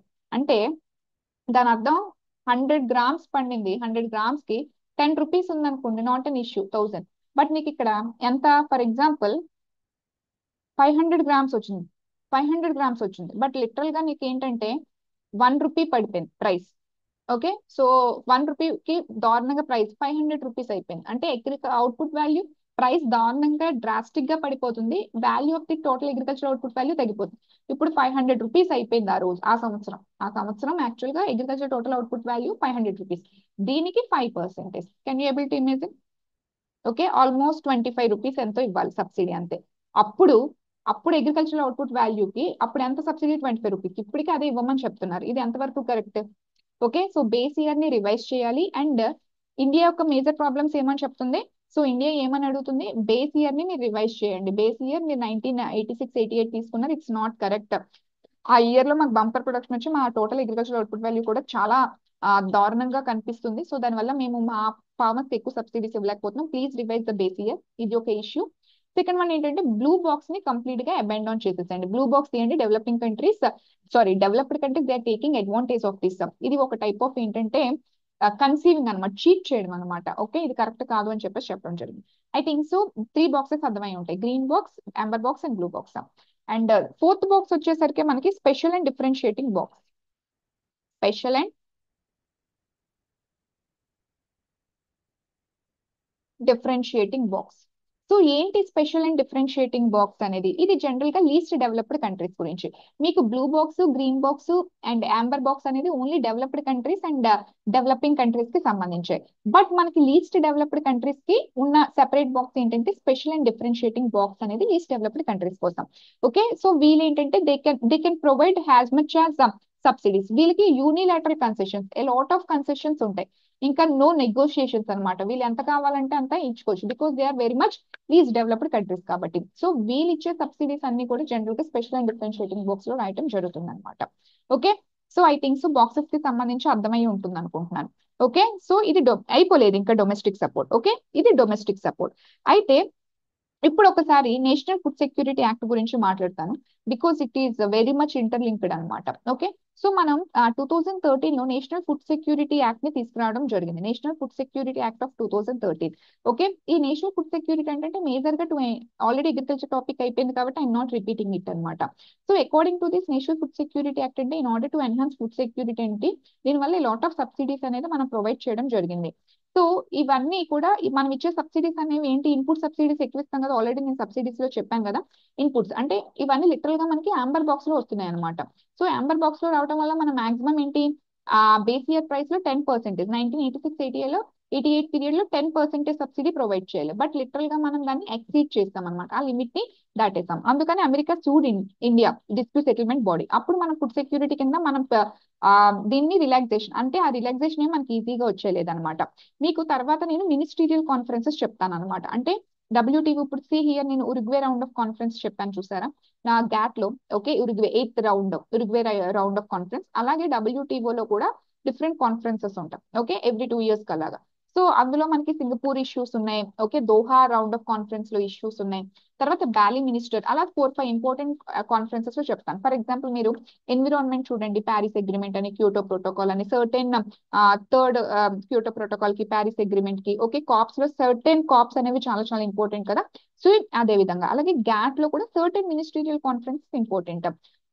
లైక్ అలాంటి మినిస్టీరియల్ కాన్ఫరెన్స్ లో one of the important ministerial conference వచ్చేసరికి మనకి బ్యాలీ మినిస్టీరియల్ కాన్ఫరెన్స్ అనమాట. Okay, so belly ministerial conference.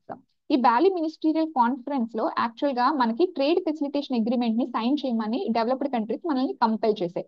Trade facilitation agreement ఇవన్నీ ఫర్దర్ క్లాసుల్లో ఎక్స్ప్లెయిన్ చేస్తాను. డబ్ల్యూటీఓ వెరీ మచ్ టెక్నికల్ అనమాట. So trade facilitation agreement. So ఈ ట్రేడ్ ఫెసిలిటేషన్ అగ్రిమెంట్ ఏదైతే ఉందో దీన్ని సాయం చేయాలి అని చెప్పేసి, ట్రేడ్ ఫెసిలిటేషన్ అగ్రిమెంట్ డీటెయిల్ గా తర్వాత చెప్తాను. బట్ సింపుల్ గా చెప్పాలి అంటే ఇంపోర్ట్ కి ఎక్స్పోర్ట్ కి సంబంధించిన నార్మ్స్ ఏవైతే ఉన్నాయో, ఆ కస్టమ్ క్లియరెన్సెస్ ఏవైతే ఉన్నాయో, ఆ కస్టమ్ క్లియరెన్సెస్ నార్మ్స్ ని ఈజీఅప్ చేయాలి అన్న దాని గురించి అనమాట. అంత స్ట్రింజెంట్ గా ఉండకూడదు, ఆ కస్టమ్ క్లియరెన్స్ నార్మ్స్ అనేవి ఈజీఅప్ చేయాలి, దానికి సంబంధించింది అనమాట యాక్చువల్ గా ఇది. ఓకే, సో ఆ అయితే ఇక్కడ ఏం జరిగిందంటే, సో సి హియర్ ఆ కస్టమ్ క్లియరెన్స్ నార్మ్స్ గురించి మాట్లాడతారు. ఓకే, ట్రేడ్ ఫెసిలిటేషన్ అగ్రిమెంట్ ని సైన్ చేయమని డెవలప్డ్ కంట్రీస్ ఇండియాని కంపల్ చేశాయి. ఓకే, కంపల్ చేసినప్పుడు మనం ఏం చెప్పాం, మేము ఈ ట్రేడ్ ఫెసిలిటేషన్ అగ్రిమెంట్ ని మేము సైన్ చెయ్యం.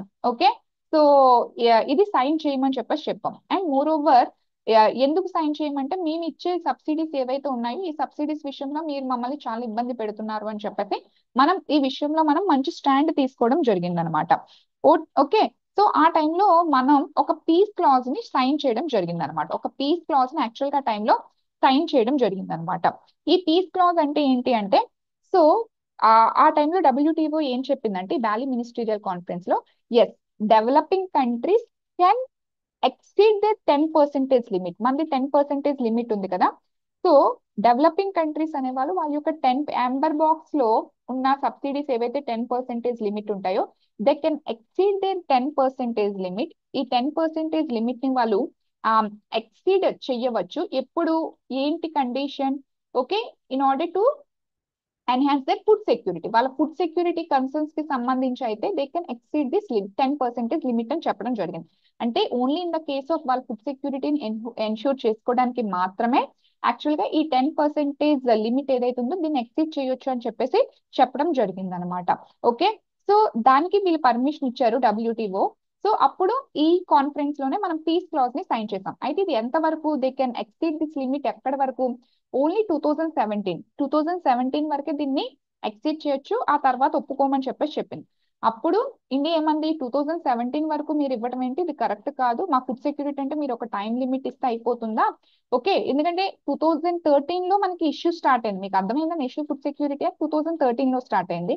మీరు 2017 వరకు మీరు దీన్ని ఎక్సీడ్ చేయొచ్చు, ఆ లోపు మీరు ఫుడ్ సెక్యూరిటీని ఎన్షూర్ చేసేసుకుంటారు కదంటే ఇండియా ఒప్పుకోలేదు. How can you say, okay మా డొమెస్టిక్ నీడ్స్ మాకు తెలుస్తాయి కదా, సో మాకు ఇది మీరు ఈ టైం క్లాస్ పెట్టడం అనేది కరెక్ట్ కాదు అని చెప్పేసి ఇండియా ఈ విషయంలో ఏంటంటే ఒప్పుకోలేదు అనమాట. ఓకే, అండ్ డెవలపింగ్ కంట్రీస్ కూడా ఫైట్ చేసాయి, ఎందుకంటే ఇవన్నీ నార్మ్స్ అనేవి మీకు తగ్గట్టుగా మీరు ఫ్రేమ్ చేసుకుంటున్నారు, సో డెవలపింగ్ కంట్రీస్ వాయిస్ అనేది మీరు వినట్లేదు అని చెప్పేసి. సో డెవలపింగ్ కంట్రీస్ ఏంటంటే మేము ఈ trade facilitations agreements, custom clearance అవన్నీ మేము ఈజియర్ చెయ్యం, అన్ని మీకు నచ్చినట్టుగా మీరు చేయడం అనేది కరెక్ట్ కాదు అని చెప్పేసి they took a stand.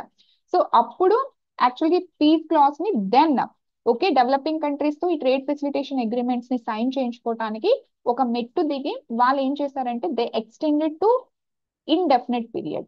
Okay, ఇప్పుడు వరకు ఇండెఫినెట్, ఒక దీని మీద ఒక పర్మనెంట్ సొల్యూషన్ వచ్చేంత వరకు కూడా, సో ఇండెఫినెట్ వరకు కూడా మీరు in the name of food security you can give okay subsidy and you can exceed this 10% limit అనమాట. ఈ 10% లిమిట్ ని మీరు ఎక్సీడ్ చేయొచ్చు ఇండెఫినెట్ పీరియడ్ వరకు, ఎక్కడ వరకు ఒక పర్మనెంట్ సొల్యూషన్ వచ్చేంత వరకు.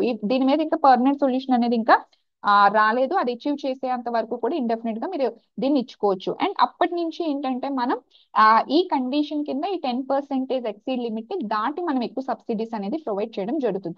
అప్పుడు ఆ బాలి మినిస్టర్ కాన్ఫరెన్స్ లో ఈ పీస్ క్లాస్ ని సైన్ చేయడం, దీని ఇండెఫినెట్ పీరియడ్ వరకు మనం ఎక్స్టెండ్ చేయించుకోవడం, అండ్ అప్పుడు మనం ఈ ట్రేడ్ ఫెసిలిటేషన్ అగ్రిమెంట్ ని కూడా సైన్ చేయడం అనేది జరిగింది అనమాట. ఓకే, ఇది మళ్ళీ బాలి మినిస్ట్రియల్ కాన్ఫరెన్స్ లో నేను రీఐటరేట్ చేస్తాను, బట్ మీకు ఈ క్లారిటీ అనేది రావాలి కాబట్టి నేను ఇక్కడ క్లియర్ గా ఎక్స్ప్లెయిన్ చేశాను. Okay, so is everything was clear. అయితే is our concern is genuine, మనం ఇలా అడగడం కరెక్ట్ అంటారా? Of course our concern is genuine, ఎందుకంటే మీకు ఆల్రెడీ చెప్పాను ఈ బ్లూ బాక్స్ ఏదైతే ఉందో ఇట్ ఈస్ ట్రేడ్ డిస్టార్ట్ అవుతుంది దీని వల్ల, బట్ అయినా మేము సబ్సిడీస్ కింద కన్సిడర్ చేయం, రెస్ట్రిక్షన్స్ ఉండవు అంటే ఎలా అవుతుంది? ఇవన్నీ కూడా డెవలపింగ్ కంట్రీస్ అయ్యి చీప్ టాక్టిక్స్ అనమాట, వాళ్ళన్నీ కూడా ఈ బ్లూ బాక్స్ నుంచి క్లెయిమ్ చేస్తున్నారు. మీకు ఆల్రెడీ చెప్పాను కదా, సో యూఎస్ లిటరల్ గా ఎంత ఇస్తుంది, $100 బిలియన్ సబ్సిడీ ఇస్తుందమ్మా, బట్ ఇండియా అనేది ఓన్లీ $20 బిలియన్ సబ్సిడీ ఇస్తుంది. ఈ రకంగా ఎవరు ఎక్కువ సబ్సిడీ ఇస్తున్నారు, వీళ్ళు ఎక్కువ సబ్సిడీ ఇస్తున్నారు, కానీ వీళ్ళు ఇచ్చే ఏ సబ్సిడీస్ కూడా రెస్ట్రిక్షన్స్ లో లేవు, ఎందుకంటే they are claiming from their green box or blue box, మనం అన్ని తీసుకెళ్లి అంబర్ బాక్స్ లో పడేస్తారు అనమాట. సో అందుకని చెప్పేసి yes our concern is genuine, and దాన్ని ఎక్కడైతే we waited for the time, ఆ టైం వచ్చిన తర్వాత మనం ఏంటంటే ఈ విషయాన్ని నొక్కి చెప్పడం, స్టాండ్ తీసుకోవడం జరిగింది అనమాట. Okay, yes, and this is all about this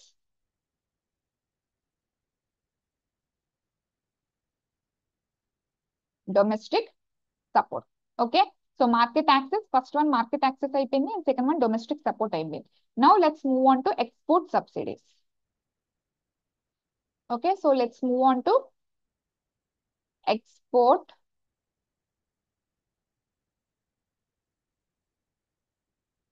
subsidies. So what is this export అమ్మా? జనరల్ గా సి హియర్, ఇంతకు ముందు నేను national food security act of 2013 కింద మేము లాట్ ఆఫ్ సబ్సిడీస్ ఇంక్రీజ్ అయ్యాయని చెప్పాను, బట్ ఆ ఏ సబ్సిడీస్ కూడా ఓన్లీ ఫుడ్ సెక్యూరిటీ కోసమే, అవి మేము ఎట్టి పరిస్థితుల్లో ఎక్స్పోర్ట్ చేయము అని చెప్పేసి చెప్పాం. One thing I have to explain, ఇక్కడ ఈ కండిషన్ కూడా చూడండి, ఐ ఫర్గాట్ దిస్ కండిషన్, ఇక్కడ ఈ కండిషన్ చూడండి అమ్మా. ఈ బాలి మినిస్టీరియల్ కాన్ఫరెన్స్ లో ఈ పీస్ క్లాజ్ ఏదైతే సైన్ చేసాం, ఓకే పీస్ క్లాజ్ సైన్ చేసాం, ఇండెఫినెట్ పీరియడ్ వరకు మీరు ఇచ్చుకోవచ్చు. అయితే సి హియర్, మీరు ఇచ్చుకోవచ్చు ఇండెఫినెట్ పీరియడ్ వరకు మీరు ఇచ్చుకోండి, అంటిల్ ఒక ప్రాపర్ సొల్యూషన్ దీని మీద అచీవ్ చేసేంత వరకు. ఓకే, ఎందుకు వాళ్ళు ట్రేడ్ ఫెసిలిటేషన్ అగ్రిమెంట్ సైన్ చేయించుకోవడానికి, దాని గురించి డీటెయిల్ గా నేను మినిస్టీరియల్ కాన్ఫరెన్సెస్ లో చెప్తాను. ఓకే, సైన్ చేయించుకోవడానికి అయితే అది అంత ఈజీగా ఏమి ఇచ్చలేదు, they give they put some conditions అనమాట, ఒక కండిషన్స్ పెట్టారు. వాళ్ళు ఏమని చెప్తున్నారు, ఓకే దీన్ని మేము ఇండెఫినెట్ పీరియడ్ వరకు మేము ఎక్స్టెండ్ చేస్తాము, మేము కాదనట్లేదు, బట్ ఏవైతే ఫుడ్ సెక్యూరిటీని ఎన్ష్యూర్ చేయాలి అని చెప్పి ఈ టైప్ ఆఫ్ సబ్సిడీస్ ప్రొవైడ్ చేస్తున్నారో they have to provide each and every information, ఆ పర్టికులర్ కంట్రీస్ అనేవి they have to provide each and every information అంటే వాళ్ళు ఎంత ప్రొక్యూర్ చేస్తున్నారు, ఎంత స్టోరేజ్ చేస్తున్నారు, ఎంత ప్రొడక్షన్ చేస్తున్నారు, ఎంత డిస్ట్రిబ్యూట్ చేస్తున్నారు, ఏ ఫుడ్ కామోడిటీస్ ని చేస్తున్నారు, ఎవ్రీథింగ్ అనేది యాక్చువల్ గా వాళ్ళ యొక్క ఫుడ్ సెక్యూరిటీ ప్రోగ్రామ్స్ కి సంబంధించి ఎవ్రీథింగ్ డబ్ల్యూటీఓకి చెప్పి తీరాలి. ఓకే, అంటే వాళ్ళు చేసే ప్రతి యాక్టివిటీ కూడా డబ్ల్యూటీఓకి వాళ్ళు చెప్పి తీరాలి. అండ్ మోర్ ఓవర్ ఈ దీని కింద ఏవైతే ప్రొడక్షన్ చేస్తున్నారో ఆ కామోడిటీస్ ని ఎట్టి పరిస్థితుల్లో ఎక్స్పోర్ట్ చెయ్యకూడదు. Okay, for example food security wheat విషయంలో రైస్ విషయంలో చేద్దామని చెప్పి అనుకున్నాం. దానికి సంబంధించి some national food security act కింద lot of subsidy for example MSP provide చేస్తాం అనుకోండి, లైక్ కాటన్ కి వాటిని నువ్వు ఎక్స్పోర్ట్ చేయకూడదు, కాటన్ ని నువ్వు ఎక్స్పోర్ట్ చేయకూడదు. అది getting the logic. For example fruits ని వెజిటబుల్స్ ని డెవలప్ హార్టికల్చర్ కోసం నువ్వు ఎంఎస్పీ అనౌన్స్ చేస్తాం అనుకోండి, జనరల్ గా అనౌన్స్ చేయరు హార్టికల్చర్ కి. Okay, so fruits and vegetables because they are perishable items కాబట్టి వాటిని నువ్వు ఎక్స్పోర్ట్ చేయకూడదు. అంటే మేము ఇండెఫినెట్ పీరియడ్ వరకు నువ్వు దీనికి సబ్సిడీస్ ఇచ్చుకో, నేను కాదనట్లేదు, బట్ ఎట్టి పరిస్థితుల్లో యూ షుడెంట్ ఎక్స్పోర్ట్ దెమ్. వాటిని నువ్వు ఎక్స్పోర్ట్ చేయకూడదు. ఆ పర్టికులర్ ప్రొడక్ట్స్ ని at the same time you should give each and every information. ఎంత ప్రొడ్యూస్ చేస్తున్నాం, ఎంత ప్రొక్యూర్ చేస్తున్నాం, ఎంత స్టోరేజ్ చేస్తున్నాం, ఎంత డిస్ట్రిబ్యూట్ చేస్తున్నాం, ఎవ్రీథింగ్ ఇన్ఫర్మేషన్ అనేది ప్రొవైడ్ చేయాలి. తర్వాత ఇది పెద్ద హెడ్ఏక్ అయింది అనమాట మనకి. అది ఏంటనేది నేను ఫర్దర్ గా ఎక్స్ప్లెయిన్ చేస్తాను. Okay, yes. అయితే ఇది ఎందుకు చెప్పానంటే నెక్స్ట్ వచ్చేసరికి మనకి అగ్రిమెంట్ అండ్ అగ్రికల్చర్ లో third one market access, domestic support, తర్వాత థర్డ్ వన్ వచ్చేసరికి మనకి ఎక్స్పోర్ట్ సబ్సిడీ అనమాట.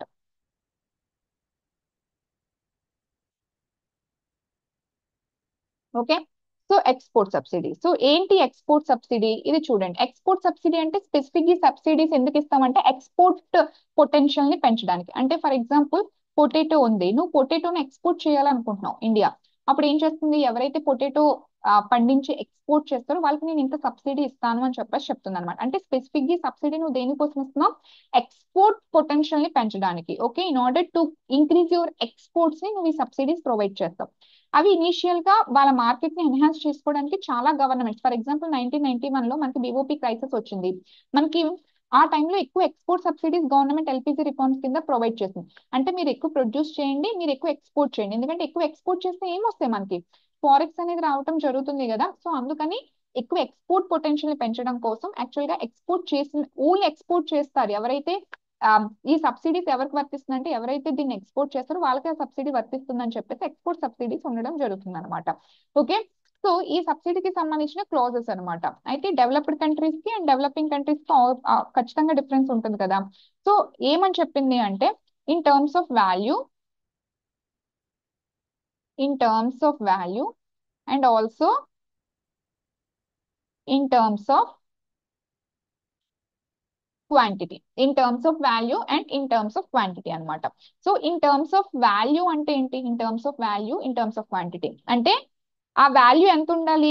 ఓకే, సో 36%, దీనికి 2/3 you have to reduce their export. Developed countries ఏంటంటే ఇది డెవలప్డ్ కంట్రీస్ కి, ఇది డెవలపింగ్ కంట్రీస్ కి.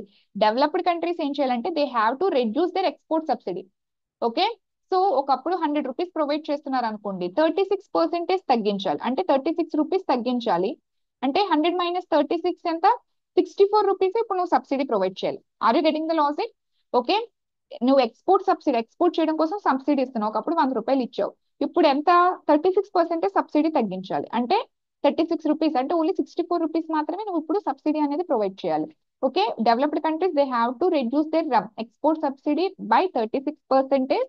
అండ్ అండర్ డెవలప్డ్ కంట్రీస్ 36 2/3 అంటే ఎంత, 24% రెడ్యూస్ చేయాలి. And in terms of quantity అయితే సో ఇది 21%, ఇది 2/3 14%. క్వాంటిటీ అంటే for example 21 100 grams or 100 tons క్వాంటిటీకి ఓకే సబ్సిడీ ఇస్తున్నారు. ఇప్పుడు ఏంటంటే only you have to reduce 21 అంటే రిమైనింగ్ ఎంత, 79 గ్రామ్స్ కి మాత్రమే టన్స్ కి మాత్రమే సబ్సిడీ ప్రొవైడ్ చేయాలి. Okay, you have to reduce, ఇంత రెడ్యూస్ చేయాలి అని అర్థం అనమాట.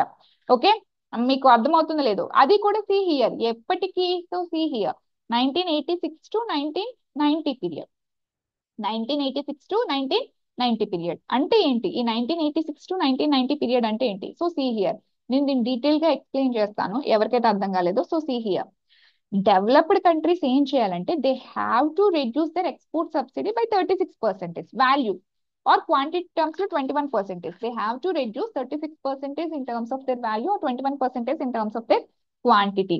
ఓకే, బిలో 1986 1990 లెవెల్, ఈ లెవెల్ తో కంపేర్ చేస్తే ఓకే ఈ ఈ టైంలో నువ్వు ఎంతైతే సబ్సిడీ ప్రొవైడ్ చేసావో ఈ టైంలో నువ్వు ఎంతైతే సబ్సిడీ అనేది ప్రొవైడ్ చేసావో దానితో కంపేర్ చేస్తే 36% నువ్వు తగ్గించాలి in terms of value.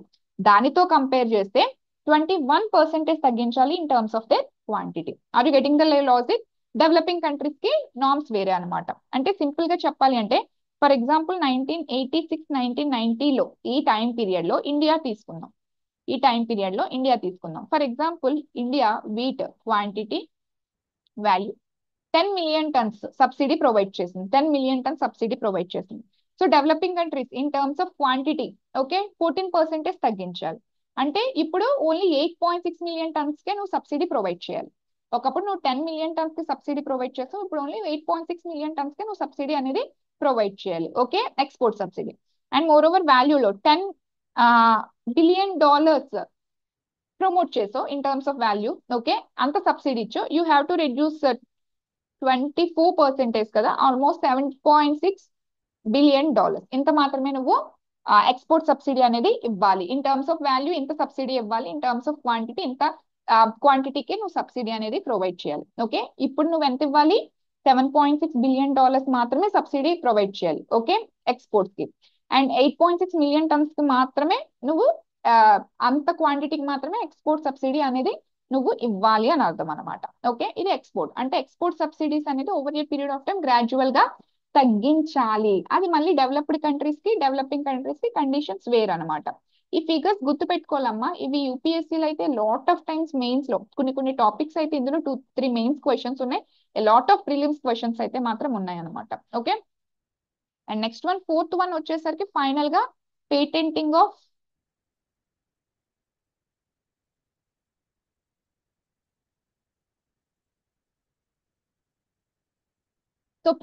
Of plant varieties.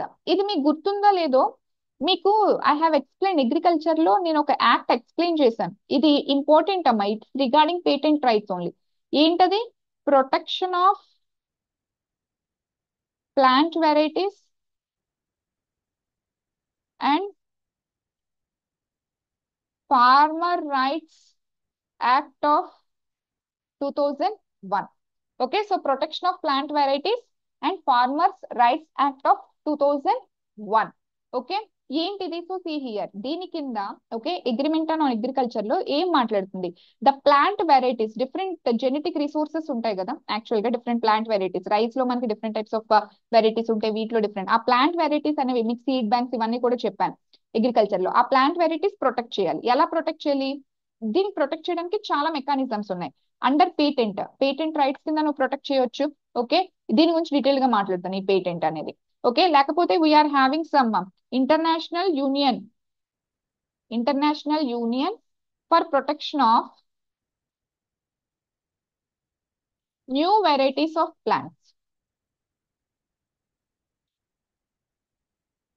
Okay, so international union for protection of new varieties of plants. Okay, దీని కింద యాక్చువల్ గా నువ్వు ప్లాంట్ వెరైటీస్ ని ప్రొటెక్ట్ చేయొచ్చు. లేకపోతే స్యూ జెనరస్ అంటే నీ ఓన్ సెటప్. ఓకే, నీకు డబ్ల్యూటీవీ వాళ్ళ ఓన్ సెటప్ ఏదైనా పెట్టుకోండి, దాని కింద యాక్చువల్ గా ఒక పర్టికులర్ ఆర్గనైజేషన్ ఏదో ఒకటి పెట్టుకోండి, దాని కింద ప్లాంట్ వెరైటీస్ ని మీరు ప్రొటెక్ట్ చేయాలి. You have to anyway, maybe patent కింద మీరు వాటిని ప్రొటెక్ట్ చేస్తారో, ఓకే మీ ఓన్ సెటప్ ఎస్టాబ్లిష్ చేసుకొని ప్రొటెక్ట్ చేస్తారో, under international union for protection of new varieties of plants కింద మీరు ప్రొటెక్ట్ చేస్తారో, వాట్ ఎవర్ ఇట్ ఈస్, మీరు ఎలా చేస్తారు, ఏ సెటప్ ద్వారా చేస్తారో అనవసరం, but you have to protect the plant varieties అని చెప్పారు. అండ్ దీనికి సంబంధించి దీనికి అలైన్ చేయడానికి, ఓకే దీనికి అలైన్ గా ఉండటానికి Indian government has passed this act, protection of plant varieties and farmer rights act of 2001 ని యాక్చువల్ గా ఇండియా పాస్ చేయడం జరిగింది అనమాట. ఇది ఆల్రెడీ నేను అగ్రికల్చర్ లో కూడా చెప్పాను. ఈ యాక్ట్ ఇంపార్టెంట్ అనమాట పేటెంట్ వెరైటీస్ గురించి regarding plants. Okay, so these are the four major agreements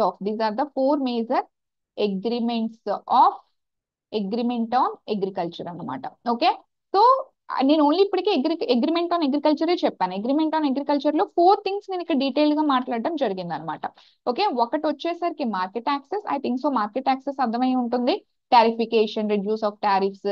okay, so and quota restrictions విషయంలో, and domestic support, amber box, green box, blue box అవన్నమాట. Okay, and more over export subsidy అర్థమై ఉంటుంది. Okay, you have to reduce your export subsidies over a period of time, maybe in terms of value and also in terms of your quantity. And next one ఏంటంటే plant varieties protection, patent of plant varieties, because it is agriculture కాబట్టి. So these are the 4 agreements on agreement on agriculture, 4 sub topics అనమాట. Okay, so ఇది regarding agriculture. So next intellectual properties కి సంబంధించింది అనమాట. Okay, yes. So next వచ్చేసరికి intellectual properties కి సంబంధించి, so అది మనకి జనరల్ గా ట్రిప్స్ అని పిలుస్తాం. ఏ లాట్ ఆఫ్ క్వశ్చన్స్ ఉన్నాయమ్మా వీటి మీద కూడా. సో ట్రిప్స్, సో ట్రిప్స్ అంటే ఏంటంటే, సో జనరల్ గా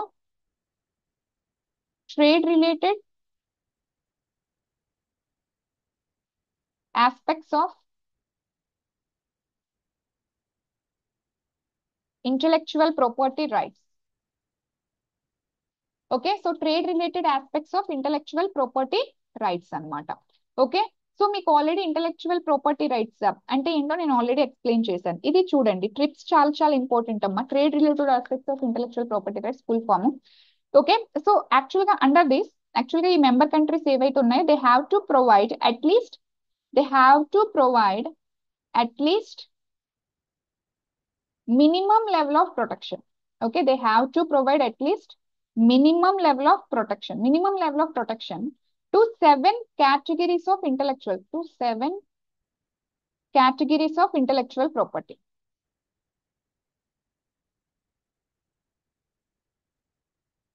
Okay, to 7 categories of intellectual property. Minimum level of protection provide చేయాలి. 7 categories ఉన్నాయి ఇంటెలెక్చువల్ ప్రాపర్టీలో. ఆ 7 categories ఖచ్చితంగా గుర్తుపెట్టుకోవాలి. ఒక్కొక్క దాని గురించి ఎక్స్ప్లెయిన్ చేస్తాను. ఒకటి పేటెంట్, ఇంకొకటి జోగ్రఫికల్ ఇండికేషన్స్, అవే మీకు జోగ్రఫికల్ ఇండికేటర్స్ అంటారు కదా, తిరుపతి లడ్డు, కాంచీపురం శారీస్ ఇవన్నీ. ఓకే, డార్జిలింగ్ టీ, ఇవన్నీ geographical indications. Champagne wines. Okay, so next one copy rights, copyright and related rights,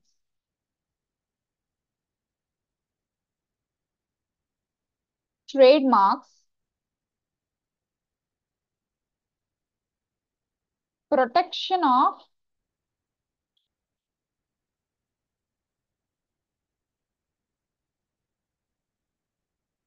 undisclosed information, అదే ట్రేడ్ సీక్రెట్స్ అంటాం. ఇండస్ట్రియల్ డిజైన్స్, లేఅవుట్ డిజైన్స్, వీటినే జనరల్ గా మనం topographies of integrated circuits. Okay, so topographies of integrated circuits అని చెప్పి పిలుస్తాం. So ఇవి 7 different categories of intellectual properties అన్నమాట. ఓకే, సో ఇంటెలెక్చువల్ ప్రాపర్టీలో 7 కేటగిరీస్ ఉంటాయి. పేటెంట్ అంటే మీకు లైక్ ల్యాండ్ లాగా. ఫర్ ఎగ్జాంపుల్ మీకు ఎక్కువగా ల్యాండ్ గురించి ఎక్స్ప్లెయిన్ చేస్తాను. ఫర్ ఎగ్జాంపుల్ ల్యాండ్ ఉందనుకుందాం. ల్యాండ్ అనేది ఏంటి? Your physical property. Okay, so ఈ ల్యాండ్ నీది అని నీకు చెప్పడానికి ఏంటి, నీ దగ్గర డాక్యుమెంట్ ఉంటుంది. ఓకే, ఈ ల్యాండ్ ని నువ్వు సేల్ చేసుకోవచ్చు, ఈ ల్యాండ్ ని నువ్వు ఓకే రెంట్ కి ఇచ్చుకోవచ్చు. Are you getting the logic? నువ్వు రెంట్ కి ఇచ్చుకోవచ్చు, రెంట్ అబ్టైన్ లీజ్ కి ఇచ్చుకోవచ్చు, సేల్ చేసుకోవచ్చు. ఓకే, ఏదైనా చేసుకోవచ్చు. అండ్ ఈ ల్యాండ్ ఎవరైనా యూజ్ చేసుకుంటే they has to pay rent, అంటే రోయాలిటీ, దాన్నే సారీ రెంట్ అనేది ఇవ్వడం జరుగుతుంది. సేమ్ అలాగే ఒక నువ్వు ఏదైనా ఒక న్యూ ఇన్నోవేటివ్ థింగ్ కనిపెడితే ఇక్కడ నీది అని చెప్పడానికి డాక్యుమెంట్ ఎలాగ ఉందో దీని అని చెప్పడానికి నీకు ఉండేదే పేటెంట్. ఈ ఈ పర్టికులర్ ఇన్నోవేటివ్ ప్రొడక్ట్ ని or whatever it is, ఆ ఇన్నోవేషన్ ని నువ్వు సేల్ చేసుకోవచ్చు, ఆ సేల్ చేయొచ్చు, లేకపోతే రెంట్ రాయల్టీ కింద నువ్వు తీసుకోవడం కూడా జరుగుతుంది. దీనికి నీకు ఇచ్చే రైట్స్ పేటెంట్ రైట్స్ అని చెప్పేసి చెప్పాను. ఇది ఇంటెలెక్చువల్ ప్రాపర్టీ, ఇది నీకు ఫిజికల్ ప్రాపర్టీ, ఇది ఇంటెలెక్చువల్ ప్రాపర్టీ అని చెప్పేసి నేను చాలా సార్లు ఆల్రెడీ ఎక్స్ప్లెయిన్ చేశాను ల్యాండ్ కి అండ్ దీనికి సంబంధించి. ఓకే, సో ఈ పేటెంట్ అనేవి ఏంటి, మీకు ఎలాగైతే ల్యాండ్ కి ఫిజికల్ గా డాక్యుమెంట్ ఉంటుందో అలాగే ఈ పేటెంట్ అనేది ఇట్స్ ఎ లీగల్ రైట్ అనమాట. It's a legal right. యాక్చువల్గా ఇది ఎవరికి ప్రొవైడ్ చేస్తారు? ఎవరైతే దీన్ని ఇన్వెంట్ చేశారో ఆర్ ఎవరైతే దీన్ని డెవలప్ చేశారో సో వాళ్ళకి ఈ లీగల్ రైట్ ని ప్రొవైడ్ చేయడం జరుగుతుంది అనమాట. ఓకే, అండ్ దీన్ని గిఫ్ట్ ఇవ్వచ్చు. ల్యాండ్ కూడా గిఫ్టెడ్ ఇస్తారా? ఫర్ ఎగ్జాంపుల్ మా మదర్ నాకు గిఫ్టెడ్ కింద నా ల్యాండ్ ఇచ్చేస్తారు అలాగా. ఓకే, దీన్ని వాళ్ళ నెక్స్ట్ వారసులకి ఎవరికైనా గిఫ్ట్ ఇవ్వచ్చు, సేల్ చేయొచ్చు, రెంట్ కి ఇవ్వచ్చు, ఏదైనా చేయొచ్చు అనమాట. అయితే ఈ పేటెంట్స్ అనేవి ఇక్కడ one thing is very very important. See here, ఈ పేటెంట్స్ అనేవి they can be granted, these patents can be granted to on two things, products కైనా పేటెంట్స్ ఇవ్వచ్చు, ప్రాసెసెస్ కైనా పేటెంట్స్ ఇవ్వచ్చు అనమాట. ప్రొడక్ట్ పేటెంట్ ఇవ్వడం అంటే ఏంటి? ఫర్ ఎగ్జాంపుల్ పెన్ ఉందనుకోండి, పెన్ అనేది ఒక ప్రొడక్ట్. ఇది నేను కొత్తగా, అప్పటి వరకు పెన్ అంటే ఎవరికి తెలియదు, నేను పెన్ అనే ఒక పర్టికులర్ ప్రొడక్ట్ ని క్రియేట్ చేశాను. ఈ ప్రొడక్ట్ కి పేటెంట్ ఇవ్వచ్చు. లేకపోతే ఆ ప్రాసెస్ ఏదైతే ఉందో, ఆ పెన్ ఎప్పటి వరకు ఎవరు తయారు చేయలేదు, ఆ పెన్ తయారు చేశాడు. ఓకే, ఆ పెన్ తయారు చేయడానికి సమ్ ప్రాసెస్ ఉందనుకోండి, ఆ ప్రాసెస్ కి మాత్రమే పేటెంట్ ఇవ్వటం. అంటే ఒక పెన్ ఉంది, ఈ పెన్ అనేది ఒక న్యూ ఇన్నోవేషన్, ఇది ఇప్పటి వరకు ఎవరు క్రియేట్ చేయలేదు. ఇప్పుడు ఫర్ ఎగ్జాంపుల్ కోవిడ్ వ్యాక్సిన్ తీసుకున్నాం. కోవిడ్ వ్యాక్సిన్ అనేది ఇన్నోవేషన్, అప్పటి వరకు ఎవరు తీసుకురాలేదు. కోవిడ్ వ్యాక్సిన్ కి పేటెంట్ ఇవ్వచ్చు, ఆ వ్యాక్సిన్ కి పేటెంట్ ఇవ్వచ్చు. అంటే ఆ వ్యాక్సిన్ వాడు మాత్రమే తయారు చేయాలని. లేకపోతే ఆ ప్రాసెస్ కి పేటెంట్ ఇవ్వచ్చు. ప్రాసెస్ అంటే వీడు సమ్ ఇంగ్రీడియంట్స్ XYZ ఇంగ్రీడియంట్స్ తో వ్యాక్సిన్ తయారు చేశాడు, దాని మీద మాత్రమే పేటెంట్. ఫర్ ఎగ్జాంపుల్ ప్రాసెస్ కి పేటెంట్ వచ్చింది అనుకోండి, అంటే వీడు XYZ సమ్ ప్రాసెస్ యూజ్ చేసి ఆ కోవిడ్ వ్యాక్సిన్ తయారు చేశాడు. ఈ ప్రాసెస్ లో నువ్వు తయారు చేయకూడదు, వేరే ఒకడు ఈ XYZ అన్న ప్రాసెస్ ద్వారాగా దాన్ని తయారు చేయకూడదు. మేబీ ఏబిసి అనే ప్రాసెస్ ద్వారా దీన్ని తయారు చేయొచ్చు. అంటే సేమ్ ఇలాగే ఈ ప్రాసెస్ లోనే నువ్వు తయారు చేయకూడదు. అంటే ఇది ప్రాసెస్ పేటెంట్. ప్రాసెస్ పేటెంట్ అంటే తప్పితే ప్రొడక్ట్, అంటే ఆ ప్రొడక్ట్ ని నువ్వు తయారు చేయి, బట్ ఆ ప్రాసెస్ ని యూజ్ చేయకూడదు. సమ్ అదర్ ఆల్టర్నేటివ్ ప్రాసెస్ ని కూడా నువ్వు యూజ్ చేయొచ్చు. అది ప్రాసెస్ పేటెంట్. ప్రాసెస్ అంటే ఆ పర్టికులర్ ప్రాసెస్ ని నువ్వు యూజ్ చేయకూడదు, బట్ ఆ ప్రొడక్ట్ ని తయారు చేయడానికి ఆ ప్రాసెస్ కాకుండా సమ్ అదర్ ప్రాసెస్ ద్వారా కూడా నువ్వు ఆ ప్రొడక్ట్ ని తయారు చేయొచ్చు. సో పెన్ ని నేను, వీడు ఇనిషియల్ గా ఏ ప్రాసెస్ అయితే యూజ్ చేశాడో ఆ ప్రాసెస్ యూజ్ చేయకుండా నేను అదర్ ప్రాసెస్ ని యూజ్ చేసి కూడా నేను పెన్ తయారు చేస్తాను. ఇక్కడ ఇది ప్రాసెస్ పేటెంట్. అంటే ఆ ప్రాసెస్ ని నేను యూజ్ చేయకూడదు, బట్ అదర్ ప్రాసెస్ ని నేను యూజ్ చేయొచ్చు అనమాట. అది ప్రాసెస్ పేటెంట్. ఆ ప్రాసెస్ ని నేను యూజ్ చేయకూడదు, కానీ ఆ ప్రొడక్ట్ ని నేను వేరే ప్రాసెస్ ద్వారా నేను చేయొచ్చు, అది ప్రాసెస్ పేటెంట్. ప్రొడక్ట్ పేటెంట్ అంటే అసలు ఆ ప్రొడక్ట్ ని నేను తయారు చేయకూడదు, ఆ పెన్ అనే ప్రొడక్ట్ ని నేను తయారు చేయకూడదు. అది ఏ ప్రాసెస్ అయినా నాకు సంబంధం లేదు. అది కొత్తగా వాడు కోవిడ్ వ్యాక్సిన్ తీసుకొచ్చాడు, అది వాడు మాత్రమే ప్రొడ్యూస్ చేయాలి, ఇంకెవడు ప్రొడ్యూస్ చేయకూడదు. పెన్ అనే ఒక కొత్త ప్రొడక్ట్ ని తీసుకొచ్చాడు, అది వాడు మాత్రమే ప్రొడ్యూస్ చేయాలి, ఇంకెవడు ప్రొడ్యూస్ చేయకూడదు. అది ప్రొడక్ట్. అంటే ఆ పర్టికులర్ ప్రొడక్ట్ ని నువ్వు అసలు, అది వాడికి మాత్రమే రైట్ ఉంది, దాన్ని ప్రొడ్యూస్ చేసే రైట్ అనేది. ఓకే, ప్రాసెస్ అంటే నువ్వు ఆ ప్రాసెస్ ద్వారాగా ఆ ప్రొడక్ట్ ని తయారు చేయకూడదు, అదర్ ప్రాసెస్ ద్వారాగా నువ్వు తయారు చేసుకోవచ్చు అనమాట. ఓకే, సో ఇందులో ఏది ఇన్నోవేషన్ ని హిండర్ చేస్తుంది చెప్పండి? ఇన్నోవేషన్ ని ఏది ఆపుతుంది? యాక్చువల్ గా ఇది ఆపేస్తుంది. ఎందుకంటే ఆ ప్రొడక్ట్ ని నువ్వు అసలు తయారు చేయకూడదు, ఏ ప్రాసెస్ నుంచి అయినా నువ్వు తయారు చేయకూడదు. ఇది అనుకోండి, ఓకే వీడు సమ్ ఎక్స్ అనే ప్రాసెస్ ద్వారా తయారు చేశాడు, నేను సమ్ వై అనే ప్రాసెస్ ద్వారా చేస్తాను, వేరే వాడు నేను సమ్ జెడ్ అనే ప్రాసెస్ ద్వారా తయారు చేస్తాను. ఇక్కడ ఇన్నోవేషన్స్ వస్తాయి. యాక్చువల్ గా పేటెంట్స్ అనేవి ఏంటి? టు ప్రొటెక్ట్ ద ఇన్నోవేషన్స్, ఆ ఇన్నోవేషన్స్ ని ప్రొటెక్ట్ చేయడానికి. ఎందుకంటే వాడు కొన్ని సంవత్సరాలు కష్టపడి దాన్ని తయారు చేసినప్పుడు దాని మీద వాడు బతకాలనుకుంటాడు, అందులో not an issue. So in order to protect the innovations, దానికి వాడి ప్రతిఫలం ఉండాలి కాబట్టి ఆ ఇన్నోవేషన్స్ ప్రొటెక్ట్ చేసి దాని ద్వారా వాడు సంపాదించుకోవడం అనేది ఇట్స్ ఎథికల్, కరెక్టే, కాదనట్లేదు. సో ఇట్ షుడ్ బి, అది ఇన్నోవేషన్స్ ని ప్రొటెక్ట్ చేయాలి. బట్ ఏంటంటే ఇది over a period of time ఏంటంటే ఇది ఇన్నోవేషన్ ని హిండర్ చేసే విధంగా అయిపోయింది అనమాట. ప్రతిదానికి ఒక పాజిటివ్ నెగిటివ్ ఉంటుంది చూసారా? లైక్ ఇప్పుడు ఇండియా పాకిస్తాన్ వార్కి వెళ్తే, ఎస్ మనం ఇండియా పాకిస్తాన్ కి వార్కి వెళ్తే, ఫర్ ఎగ్జాంపుల్ ఇండియా వెళ్ళింది ఆల్రెడీ సింధూర్ ఆపరేషన్ ద్వారాగా.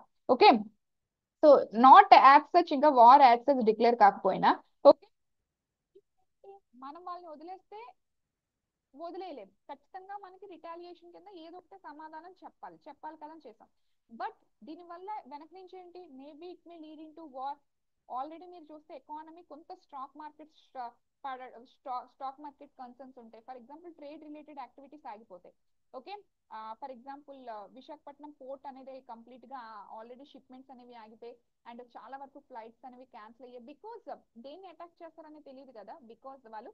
సో దానివల్ల ఎకనామిక్ స్లో డౌన్ అనేది జరుగుతుంది. ఫుల్ ఫ్లెజ్డ్ వార్ వస్తే ఏంటంటే లాట్ ఆఫ్ ఎకనామిక్ ఇష్యూస్ అనేవి వస్తాయి. Okay, and more over a lot of expenditure మొత్తం ఈ లోపల మన కోసం ఖర్చు పెట్టాల్సిన అమౌంట్ కాస్త వార్ కి వెళ్ళిపోతుంది. కాబట్టి ఖచ్చితంగా మళ్ళీ ఒక 5 సంవత్సరాలు 10 సంవత్సరాలు మనం వెనక్కి వెళ్ళిపోతాం, లిటరల్ గా వార్ అది పాకిస్తాన్. సో అలాగని చెప్పేసి టెర్రరిజం ని మనం ఎంకరేజ్ చేయకూడదు. We have to fight against terrorism. Yes, so మనం చేసే ప్రతి యాక్షన్ లో దానివల్ల పాజిటివ్ ఇంప్లికేషన్స్ ఉంటాయి, నెగిటివ్ ఇంప్లికేషన్స్ ఉంటాయి.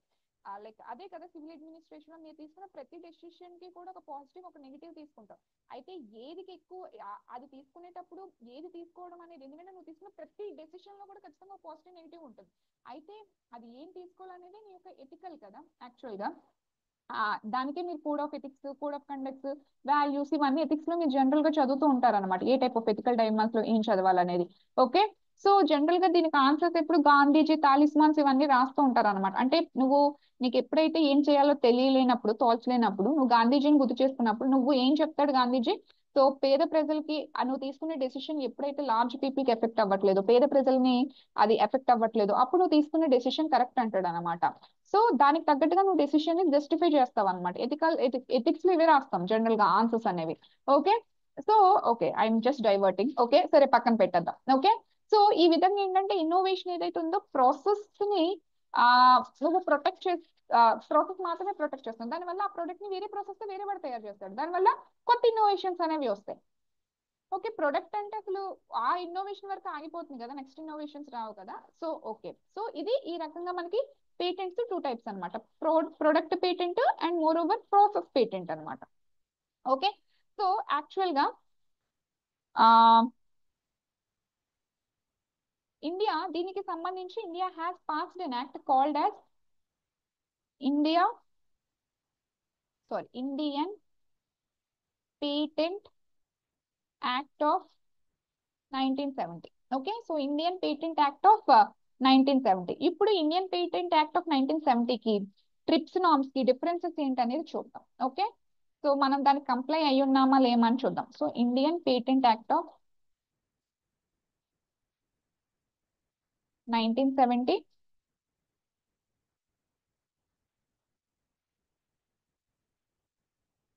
Trips norms. సో ఇక్కడ లైఫ్ ఆఫ్ పేటెంట్ ఎంత వరకు అది నీదే, ఆ పేటెంట్ లైఫ్ ఆఫ్ పేటెంట్ ఎంత వరకు ఇస్తాడు, 7 to 14 years, minimum 7, maximum 14 years వరకు ఇస్తాడు. ఆ తర్వాత నీకు ఆ రైట్ పోతుంది, ఎవరైనా దాన్ని యూజ్ చేసుకోవచ్చు అనమాట. ఎందుకంటే ఎప్పటికీ నేనే అంటే ఇంకా అది నువ్వు కనిపెట్టి దాని వల్ల ప్రయోజనం ఏముంది. Yes, wide scale commercial viability ఉండాలి, అప్లికబిలిటీ అనేది ఉండాలి కదా. మాక్సిమం లో మాక్సిమం 14 years, ఇండియా దీని పరంగా మాక్సిమం లో మాక్సిమం నీకు అది 14 years వరకు నీకు అది లీగల్ రైట్ కింద వస్తుంది. ఓకే. నువ్వు తప్పితే ఎవరు దాన్ని ప్రొడ్యూస్ చేయడానికి అవ్వదు అనమాట. ఆ తర్వాత ఎవ్రీబడి కమర్షియల్ యూసేజ్ అయిపోతుంది అనమాట. ఓకే. ట్రిప్స్ నామ్స్ కింద life of patent minimum 20 years, అంటే 20 years కి మించే ఉంటుంది. 20 years కి ఎక్కువే ఉంటుంది కానీ 20 years తక్కువ ఉండదు. మన దగ్గర మాక్సిమం లో మాక్సిమం 14 అనమాట. సో తర్వాత ఈ ఇండియన్ పేటెంట్ యాక్ట్ ఆఫ్ 1970ని 2005 లో అమెండ్మెంట్ చేశారమ్మా. అమెండ్మెంట్ చేసిన తర్వాత చాలా వరకు మన ప్రొవిజన్స్ అన్ని ట్రిప్స్ నామ్స్ తో కంప్లై అయి ఉన్నాయి అనమాట. ఓకే. సో 2005 లో మనం అమెండ్మెంట్ చేసాం. అమెండ్మెంట్ చేసిన తర్వాత చాలా వరకు మన నామ్స్ అనేవి ట్రిప్స్ నామ్స్ తో కంప్లై అయి ఉన్నాయి. అండ్ రీసెంట్ గా కూడా 2014 లో పేటెంట్ అమెండ్మెంట్ రూల్స్ అని చెప్పి నోటిఫై చేశారు. ప్లీజ్ డూ, ఇదంతా చదివిసిన తర్వాత యూ విల్ అండర్స్టాండ్, ఒకసారి have you look on it. Okay. So patent amendment rules of 2014 అని చెప్పేసి దే హ్యావ్ బీన్ నోటిఫైడ్ అనమాట. Okay. So yes. So next one owners of proof, అంటే అది నాది, నేనే కనిపెట్టాను. ఇది ఎక్కడ ఆబ్వియస్ గా విత్ ద పేటెంట్, ఎవడు కనిపెట్టాడు, ఇది ఇక్కడ పేటెంట్. ఇక్కడ ఏంటి ఓనర్స్ ఆఫ్ ప్రూఫ్ ఇన్ఫ్రింజర్ అనమాట. ఇది మీకు అర్థం కావాలి. సో ఇది నేను నార్మల్ లాంగ్వేజ్ లో చెప్తాను హియర్. ఫర్ ఎగ్జాంపుల్ ఇది నేను ల్యాండ్ అనుకోండి, ఇది నా ల్యాండ్, ఇది నాది. ఓకే. సో నేను నా ల్యాండ్ దున్నుకుంటున్నాను, ప్లప్పింగ్ చేస్తున్నాను, ఏదో చేస్తున్నాను, లెవలింగ్ చేస్తున్నాను. సమ్ ఎక్స్ అనే పర్సన్ వచ్చాడు, ఎక్స్ అనే పర్సన్ వచ్చి ఇది నాది ల్యాండ్ అని చెప్పేసి అని అన్నాడు, నువ్వు వెళ్ళిపో అని చెప్పేసి అని అన్నాడు. ఓకే. నేను నా ల్యాండ్ ఉంది, నా ల్యాండ్ లో నేను నా పొలం వరకు ఏదో చేసుకుంటున్నా, సమ్ ఎక్స్ అనే పర్సన్ వచ్చి ఇది నాది ల్యాండ్ అని చెప్పేసి అని అన్నాడు అనమాట. ఓకే. నువ్వు వెళ్ళిపో అని చెప్పేసి అని అన్నాడు. అప్పుడు నేనేంటి, అదేంటి నువ్వు వెళ్ళిపోమంటున్నావు, ఇది నాది కదా ల్యాండ్, సరే నేను పోలీస్ స్టేషన్ కి వెళ్తా. ఆ పోలీస్ స్టేషన్ కి వెళ్తా, సమ్ అదర్ జ్యుడిషియల్ ప్రాసెస్ కి వెళ్తే ఇప్పుడు జనరల్ గా ఏం చెప్పండి, ఇప్పుడు ఈ ల్యాండ్ ఎవరిది అనేది కదా క్వశ్చన్. ఇప్పుడు ఈ ల్యాండ్ నాది అని ఎవడు ప్రూవ్ చేసుకోవాలి తెలుసా, వీడు ప్రూవ్ చేసుకోవాలి. అప్పుడు వరకు గవర్నమెంట్ స్టే చేసేస్తుంది ఈ ల్యాండ్ ని, అంటే వీడికి సంబంధం ఉండదు, వీడికి సంబంధం ఉండదు. ఈవెన్ వీడి ల్యాండ్ లో వీడు కూడా ఏం యాక్టివిటీ చేయకూడదు. అంటిల్ నెలకి ఈ ల్యాండ్ వీడిది అని వీడు ప్రూవ్ చేసుకునేంత వరకు కూడా అది స్టే. అంటే ఇప్పుడు కబ్జా అంతా కూడా ఇదే mafia. Actually it's the loop whole అనమాట మన దగ్గర ఉన్న జ్యుడిషియల్ ప్రాసెసెస్ లో.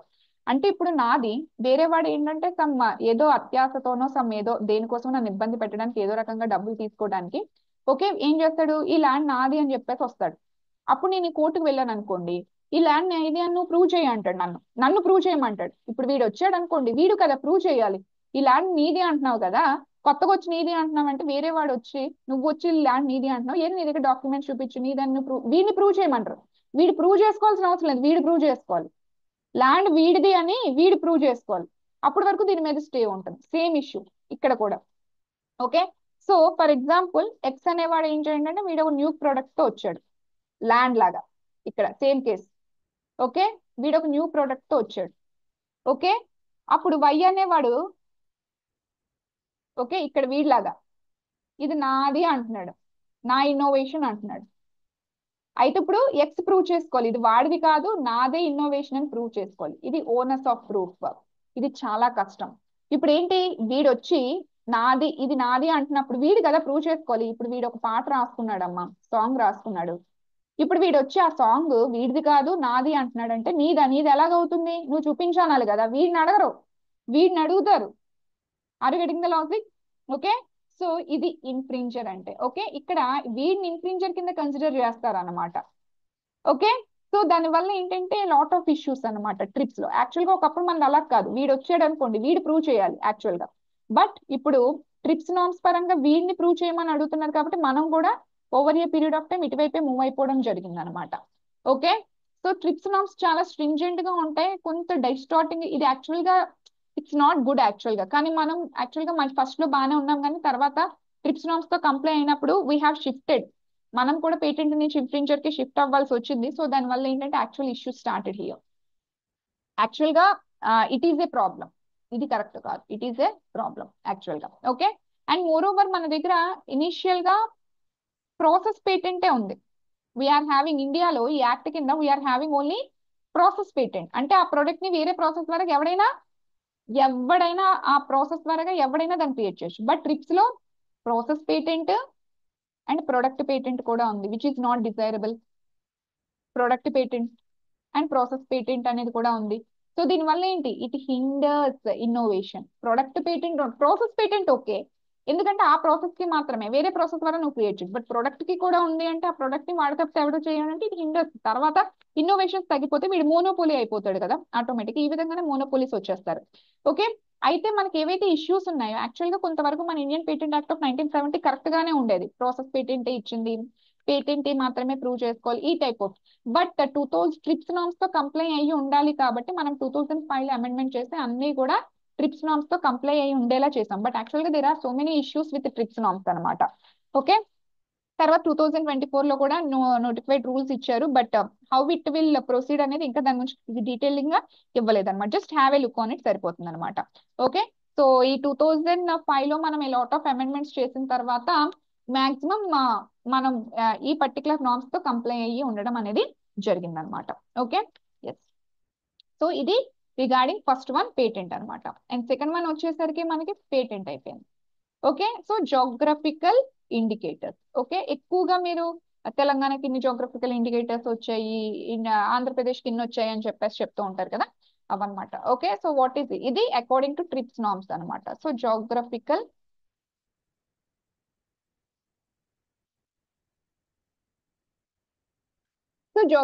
ఇండికేటర్స్ అనమాట. సో ఏంటి జోగ్రఫికల్ ఇండికేటర్స్?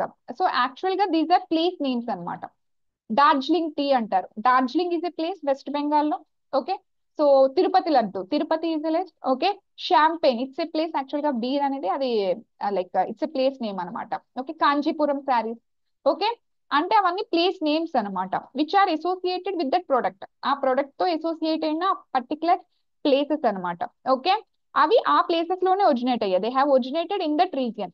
అండ్ ఆ పర్టికులర్ క్యారెక్టరిస్టిక్స్ ఉంటాయి. ఓకే, అంటే మేబీ ఆ పర్టికులర్ రీజియన్ యొక్క క్లైమేట్ వల్ల, ఆ రీజియన్ యొక్క టోపోగ్రఫీ వల్ల, అండ్ ఆ రీజియన్ లో ఉన్న పీపుల్ కి ఉన్న స్కిల్స్ వల్ల ఆ ప్రొడక్ట్ కి ఆ యూనిక్నెస్ అనేది రావడం జరుగుతుంది. తిరుపతి లడ్డు, ఆ లడ్డూని వాళ్ళు అలా కాకుండా ఎవరు తయారు చేయలేదు, మేబీ అది over a period of time వాళ్ళ ఎక్స్పర్టీస్ వల్ల వాళ్ళకి వచ్చిన స్కిల్స్ అనమాట. డార్జిలింగ్ ట్రీ మేబీ అక్కడ ఉన్న టోపోగ్రఫీ వల్ల, అక్కడ ఉన్న క్లైమేటిక్ కండిషన్స్ వల్ల అక్కడ ఉన్న ఆ పర్టికులర్ టీకి ఉన్న ఫ్లేవర్ ఎక్కడా రాదు. Are getting the logic? So ఇవన్నమాట జోగ్రఫికల్ ఇండికేషన్స్ అంటాం అనమాట. అంటే ఆ ప్లేసెస్, ఆ రీజియన్ లో ఉన్న పీపుల్ యొక్క స్కిల్ సెట్ వల్ల, వాళ్ళకున్న ఇంట్రెస్ట్ వల్ల, వాళ్ళకున్న ఎక్స్పర్టీస్ వల్ల, లేకపోతే ఆ రీజియన్ లో ఉన్న క్లైమేటిక్ టోపోగ్రఫీస్ వల్ల that product have some uniqueness అనమాట, దాన్ని ఇక్కడ రిప్రజెంట్ చేస్తున్నారు అనమాట. ఓకే, సో యాక్చువల్ గా ఇవేంటి, ఆ పర్టికులర్ ప్రొడ్యూసర్స్ కో ఆ పర్టికులర్ ప్లేసెస్ లో ఉన్న పీపుల్ కో దీన్ని ఆ లైక్ గ్రాంట్ చేయడం జరుగుతుంది అనమాట. తిరుపతి లడ్డు అని చెప్పేసి, ఓకే, కాంచీపురం శారీస్ అని చెప్పేసి, ఓకే, సో డార్జిలింగ్ టీ అని చెప్పేసి ఇలా మాట్లాడడం జరుగుతుంది అనమాట. అంటే ఆ పర్టికులర్ రీజన్ లో ఉన్న పీపుల్ కి they are so much interested in producing that particular commodity అని చెప్పేసి అనమాట. ఫస్ట్ లో ఇవి ఓన్లీ చాలా వరకు జోగ్రఫికల్ ఇండికేటర్స్ అనేవి ఓన్లీ డెవలప్డ్ కంట్రీస్ కి ఇచ్చేవారు అనమాట, అండర్ డబ్ల్యూటీఓ ఎక్కువగా వైన్స్ ఉండేవి.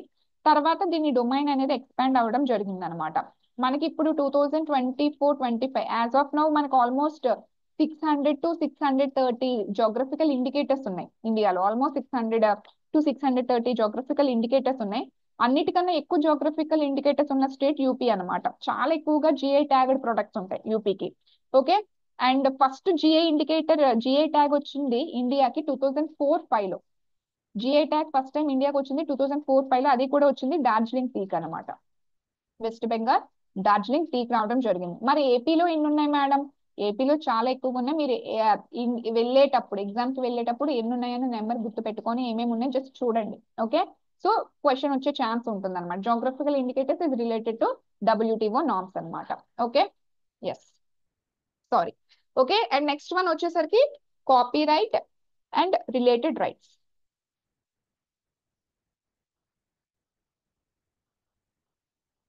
సో థర్డ్ వన్ వచ్చేసరికి కాపీ రైట్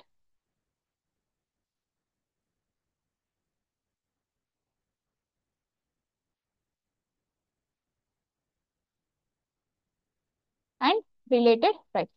కాపీ రైట్ అనేది ఎవరికి ఇస్తారు చెప్పండి? It will be given general గా దీని కింద రైట్స్ ఆఫ్ ఆథర్స్, బుక్స్ అవి రాస్తూ ఉంటారు కదా, rights of authors, artist, music గానీ మూవీస్ గానీ.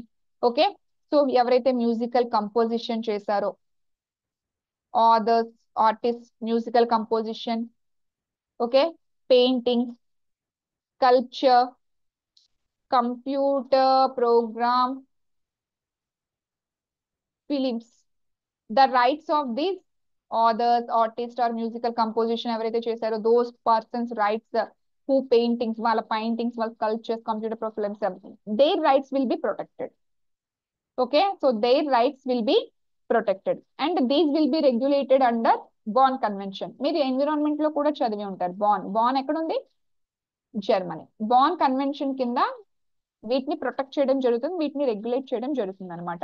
ఎంతవరకు వీటికి ప్రొటెక్షన్ ఇస్తారు? ఆల్మోస్ట్ 50 years వరకు వీటికి ప్రొటెక్షన్ ఇస్తారు. 50 years వరకు ఆ పర్టికులర్ వాళ్ళు రాసిన బుక్ కంటెంట్ కానీ వాళ్ళు ప్లే చేసిన మ్యూజిక్ కానీ 50 years వరకు వీళ్ళు protection. Copy rights, so general గా ఈ టైప్ ఆఫ్ వీటికి కాపీ రైట్స్ అంటారు అనమాట. ప్రొడక్ట్ కి అయితే పేటెంట్, వీటికైతే కాపీ రైట్స్ అని చెప్పేసి చెప్తాం అనమాట. సో సీ హియర్, ఇక్కడ కాపీ రైట్స్ అయితే ఐడియా ఈజ్ నాట్ ప్రొటెక్టెడ్, గుర్తుపెట్టుకోండి. Under this idea is not protected, ఐడియాని ప్రొటెక్ట్ చేయరు. Expression of content is protected, వాళ్ళు దాన్ని ఎలా ఎక్స్ప్రెషన్ చేస్తున్నారు, expression of content is protected. ఆ కంటెంట్ ని వాళ్ళు ఎలా ఎక్స్ప్రెస్ చేస్తున్నారో దాన్ని మాత్రమే ప్రొటెక్ట్. అంటే వాళ్ళు ఎలాగైతే ఎక్స్ప్రెస్ చేస్తారో యాజ్ ఇట్ ఈస్ గా ఎక్స్ప్రెస్ చేయకూడదు, అలా ఎక్స్ప్రెస్ చేయకూడదు. కానీ ఆ expression of content should be different అనమాట. కానీ అదే idea expression of content different అయి ఉండాలన్నమాట. అంటే స్పెసిఫిక్ గా సేమ్ లాంగ్వేజ్ లో కూడా ఉండకూడదు, సేమ్ లాంగ్వేజ్ లో కూడా ఉండకూడదు. అంటే you cannot write it in same way, you cannot compose it in same way. Okay, you cannot అంటే యూ షుడ్ ఇంటర్ప్రిట్, దాన్ని డిఫరెంట్ వేలో ఇంటర్ప్రిట్ చేసినంత వరకు నాట్ అన్ ఇష్యూ అనమాట. ఇక్కడ ఐడియాని ప్రొటెక్ట్ చేయట్లేదు, గుర్తుపెట్టుకోండి. వే ఆఫ్ ఎక్స్ప్రెషన్ ని మాత్రమే ఇక్కడ ప్రొటెక్ట్ చేస్తున్నారు అనమాట. ఇది ఈ సింబల్, దీన్ని జనరల్ గా మనం సింబల్ ఆఫ్ కాపీ రైట్ అని చెప్పేసి అంటాం. ఇక్కడ అంటే ఇది protected, it is protected, you cannot use it. Okay, you cannot use it, you cannot modify it, it is not freely available అని చెప్పడం అనమాట. ఇది కాపీ రైట్, ఇలా ఇది సింబల్. ఇలా ఉంటే కాపీ లెఫ్ట్ అనమాట. కాపీ లెఫ్ట్, ఇది కాపీ రైట్ కదా, దీన్ని కాపీ లెఫ్ట్ అంటాం. అంటే it is not protected, it is not protected, it is freely available, you can use it easily, you can use it easily and you can easily modify it. Okay, ఇది copy right, copy right అంటే it is protected. ఇది copy left అంటే it is not protected, అది ఈజీగా ఫ్రీగా available అయింది, ఈజీగా use చేయొచ్చు, ఈజీగా మోడిఫై కూడా చేయొచ్చు. జనరల్ గా కాపీ రైట్స్ అనేది వీళ్ళకి ఇవ్వటం జరుగుతుంది అనమాట. Their rights will be protected under this. Okay, yes. And next one వచ్చేసరికి మనకి fourth one trade mark.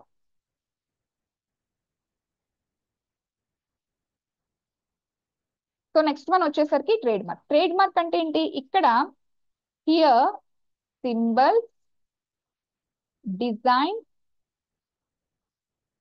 Picture or specific way of writing name of a company. Okay. So ఇవి actual గా symbols. For example VIPIS academy ఇలా రాస్తారు కదా, VIPIS academy అని చెప్పేసి, like symbol. ఒక్కొక్క దానికి ఒక్కొక్క సింబల్ ఉంటుంది కదా. ఫర్ ఎగ్జాంపుల్ యూనియన్ బ్యాంక్ కి యూనియన్ బ్యాంక్ ఇలాగా. ఓకే. సో ఆ పర్టికులర్ ఇన్స్టిట్యూషన్ కి ఆర్గనైజేషన్ కి సంబంధించి ఒక సింబల్ ఉంటుంది కదా, ఆ సింబల్స్ ని కానీ ఆ ఇన్స్టిట్యూషన్ సమ్ డిజైన్స్ ఉంటాయి కదా. లైక్ ఎస్బీఐ కి ఒక టైప్ ఆఫ్ సమ్ ఇలా ఏదో ఉంటుంది అనుకుంటా, ఎస్బీఐ కి సంథింగ్. ఓకే, సంథింగ్ ఏదో ఇలాగా. ఓకే. సో అంటే వాళ్ళకి సర్టెన్ సింబల్స్ ఉంటాయి, సర్టెన్ డిజైన్స్ ఉంటాయి, లేకపోతే సమ్ పిక్చర్స్ ఉంటాయి, లేకపోతే వాళ్ళ కంపెనీ రాసే వాళ్ళ కంపెనీని రిప్రజెంట్ చేయడానికి ఒక specific way of writing names ఉంటాయి వాళ్ళ కంపెనీని. ఓకే. వాటిని ప్రొటెక్ట్ చేస్తారు అనమాట. ఎందుకు? In order to easily distinguish it's product from competitors. వాళ్ళ కాంపిటీటర్స్ నుంచి వీళ్ళ ప్రొడక్ట్ ని ఈజీగా డిస్టింగ్విష్ చేయడానికి అనమాట. ఓకే. దీన్ని trade mark of your company, దీన్ని ట్రేడ్ మార్క్. ఆ ట్రేడ్ మార్క్ అని చెప్పేసి పిలుస్తున్నా, అంటే అది వాళ్ళది. ఓకే, అది వాళ్ళది అని చెప్పేసి చెప్పడానికి అది ట్రేడ్ మార్క్ ఇవ్వడం జరుగుతుంది. దాన్ని ఎవరు యూజ్ చేయకూడదు అనమాట. ఓకే. సో ఫర్ ఎగ్జాంపుల్ ఇక్కడ ఏం చేస్తారంటే, జనరల్ గా ట్రేడ్ మార్క్స్ మీకు స్పెసిఫిక్ గా చెప్పాల్సిన అవసరం లేదు. ఒక కంపెనీ ఒక సింబల్స్ ని, వాళ్ళ కంపెనీని రిప్రజెంట్ చేసే లోగోస్ ని కానీ డిజైన్స్ ని కానీ దాన్ని ప్రొటెక్ట్ చేయడం జరుగుతుంది అనమాట జనరల్ గా ట్రేడ్ మార్క్ అనేది. Okay. And next one fifth one వచ్చేసరికి ప్రొటెక్షన్ ఆఫ్ అన్డిస్క్లోజ్డ్ ఇన్ఫర్మేషన్, అంటే ట్రేడ్ సీక్రెట్స్ అని అర్థం. Okay. So protection of undisclosed information అనమాట. ఓకే. అంటే ఏంటి? సో జనరల్ గా ఇక్కడ సీక్రెట్ ఇంగ్రీడియంట్స్ లాగా అనమాట. ఓకే. అంటే for example Tirupati laddu, for example అక్కడ ఏం కలుపు over a period of time వాళ్ళు చేసిన యాక్టివిటీ ఎక్స్పీరియన్స్ అవ్వడం వల్ల ఏంటో మేబీ వాళ్ళకి ఒక సీక్రెట్ ఇంగ్రీడియంట్స్ తెలుసు, అది ఎవరికి బయట చెప్పరు అనమాట. ఓకే. సో వాటిని ప్రొటెక్ట్ చేస్తారు అనమాట. సో సీక్రెట్ అంటే వాళ్ళ ఎక్స్పీరియన్స్ వల్ల, వాళ్ళ నాలెడ్జ్ వల్ల over a period of time, లేకపోతే వాళ్ళకి over a period of time traditions నుంచి పాస్ అవ్వడం వల్ల వచ్చిన ఇన్ఫర్మేషన్ వల్ల వాళ్ళకి ఆ విషయం తెలుస్తుంది, దాన్ని ప్రొటెక్ట్ చేస్తారు అనమాట. అది కంపెనీ ప్రొడక్ట్ అవ్వచ్చు, వాట్ ఎవర్ ఇట్ ఈస్ అనమాట. Okay. It is a form of aggregation of non processes అనమాట. అంటే like for example KFC chicken ఉందనుకోండి, అది దేని వల్ల వాళ్ళు ఏ టైప్ ఆఫ్ ఇంగ్రీడియంట్స్ వాళ్ళు ఎలా చేస్తారు, వాళ్ళు ఎక్కడ పబ్లిష్ చేయరు, అంటే అది వాళ్ళ నాలెడ్జ్, అలాంటివి బయటికి పబ్లిష్ చేయరు అనమాట. వాటిని ప్రొటెక్ట్ చేయడం అనమాట. ఓకే. సీక్రెట్ ఇన్ఫర్మేషన్ ఏదైతే ఉందో దాన్ని అండర్ ట్రేడ్ సీక్రెట్ కింద దాన్ని ఎట్టి పరిస్థితుల్లో డిస్క్లోజ్ చేయకూడదు. ఓకే. దానికి ప్రొటెక్షన్ ఇవ్వడం అనమాట ఆ సీక్రెట్ ఇంగ్రీడియంట్స్ కి. ఓకే. సో ట్రేడ్ సీక్రెట్స్ కింద. ఓకే. అయితే అది ఏది డిస్క్లోజ్ చేయాలి, ఏది డిస్క్లోజ్ చేయకూడదు, ఏ టైప్ ఆఫ్ ఇంగ్రీడియంట్స్, ఎందుకంటే అదంతా కూడా వీళ్ళు చూసుకుంటారు అకార్డింగ్ టు ఇండస్ట్రియల్ నార్మ్స్ తగ్గట్టుగా. ఆ particular industrial bodies they will verify అనమాట. Okay. Next one industrial design. Industrial design అంటే సో జనరల్ గా it covers article or articles which are bearing some designs, which are for example నా laptop ఉందనుకోండి, నా laptop for example HP వాడు ఒక type of design, same type of design Dell వాడు use చేయకూడదు, అంటే same type of shape, same type of configuration. అంటే ఆ ఆర్టికల్ ఆ ప్రొడక్ట్ మీద ఏదైతే డిజైన్స్ ఉన్నాయో, ఏవైతే వాళ్ళ షేప్స్ ఉన్నాయో, ఏవైతే కాన్ఫిగరేషన్స్ ఉన్నాయో, ఓకే, వాటిని ప్రొటెక్ట్ చేస్తారన్నమాట. అంటే ఆర్టికల్స్ మీద ఉన్న డిజైన్స్ కానీ ఆ పర్టికులర్ ఆర్టికల్ షేప్స్ కానీ ఆ పర్టికులర్ కాన్ఫిగరేషన్స్ కానీ వాటిని ప్రొటెక్ట్ చేస్తారు దీని కింద. అంతే తప్పితే ఆ ప్రొడక్ట్ ని ప్రొటెక్ట్ చేయరు. ఓకే. ఒక పెన్ ఉందనుకోండి, దాని మీద ఉన్న డిజైన్ ని, దాని మీద ఉన్న ఆ పర్టికులర్ పెన్ యొక్క కాన్ఫిగరేషన్ ని, ఓకే, వాటిని ప్రొటెక్ట్ చేస్తారు తప్పితే పెన్ ని ప్రొటెక్ట్ చేయరు. ఓకే. ప్రొడక్ట్స్ మీద ఉన్న డిజైన్స్ ని ఇక్కడ ప్రొటెక్ట్ చేయడం జరుగుతుంది అనమాట. And finally layout of integrated circuit. So layout of integrated circuit ఏంటి? లేఅవుట్ ఆఫ్ ఇంటిగ్రేటెడ్ సర్క్యూట్ అంటే సో ఏంటంటే the way you place your transistors. So general గా మీరు ఎలా ప్లేస్ చేస్తారు మీ ట్రాన్సిస్టర్స్ ని, ఓకే, మీ కెపాసిటర్స్ ని, మీ రెసిస్టర్స్ ని ఎలా ప్లేస్ చేస్తున్నారు అన్న దాన్ని బట్టి యాక్చువల్ గా ఆ పర్టికులర్ మిషన్స్ యొక్క ఎఫిషియన్సీ అనేది డిపెండ్ అయ్యి ఉంటుంది. ఓకే, ఆ లేఅవుట్ ని ప్రొటెక్ట్ చేస్తారు అనమాట. ఓకే, సో ఇట్ ప్రొటెక్ట్స్ ఈ పర్టికులర్ ఇంటిగ్రేటెడ్ సర్క్యూట్ యొక్క డిజైన్స్ ని, ఆ లేఅవుట్స్ ని ఇక్కడ ప్రొటెక్ట్ చేయడం జరుగుతుంది అనమాట. ఓకే, సో ఇక్కడ అవి అవి స్పెసిఫిక్ గా వాటికి సంబంధించింది. సో ఈ రకంగా మీకు చెప్పాను కదా, so 7 different classification of intellectual property rights ఉంటాయి. ఒకటి, ఫస్ట్ ఆఫ్ ఆల్ ట్రిప్స్ కింద పేటెంట్, రెంట్ కి ఇవ్వచ్చు, లైక్ లీజ్ కి ఇవ్వచ్చు, సేల్ గిఫ్ట్ ఏదైనా చేయొచ్చు దాని కింద వీళ్ళకి. ఓకే, మనకి ఇండియన్ పేటెంట్ యాక్ట్ కూడా నేను మీకు దీని గురించి మాట్లాడడం జరిగింది. అండ్ జోగ్రఫికల్ ఇండికేటర్స్ ఆ పర్టికులర్ ఏరియాతో ఇవ్వటం జరుగుతుంది. అండ్ కాపీ రైట్స్ జనరల్ గా మీడియా, మ్యూజిక్, మ్యూజిషియన్స్, పెయింటర్స్ వాళ్ళకి ఇవ్వడం జరుగుతుంది. So trade mark, company logo, symbols, okay, వాళ్ళ సీక్రెట్ ఇంగ్రీడియంట్స్ బయటకు డిస్క్లోజ్ చేయడానికి, వాళ్ళ డిజైన్స్ ని ప్రొటెక్ట్ చేయడానికి, ఓకే, ఆ particular electronic devices like specific integrated circuits ఏవైతే ఉన్నాయో వాటిలో వాటి లేఅవుట్స్ ని ప్రొటెక్ట్ చేయడానికి అనమాట. సో ఈ విధంగా 7 డిఫరెంట్ టైప్స్ ఆఫ్ ఇంటెలెక్చువల్ ప్రాపర్టీని అండర్ ట్రిప్స్ కింద WTO ప్రొటెక్ట్ చేయడం అనేది జరుగుతుంది. ఓకే, సో నెక్స్ట్ వన్ వచ్చేసరికి ఇన్వెస్ట్మెంట్ మెజర్స్. ఇంకా ఆ ఇన్వెస్ట్మెంట్ మెజర్స్ అవి, so in tomorrow's class I will explain. Okay, so that's all about for today's class. So thank you for all. Bye bye.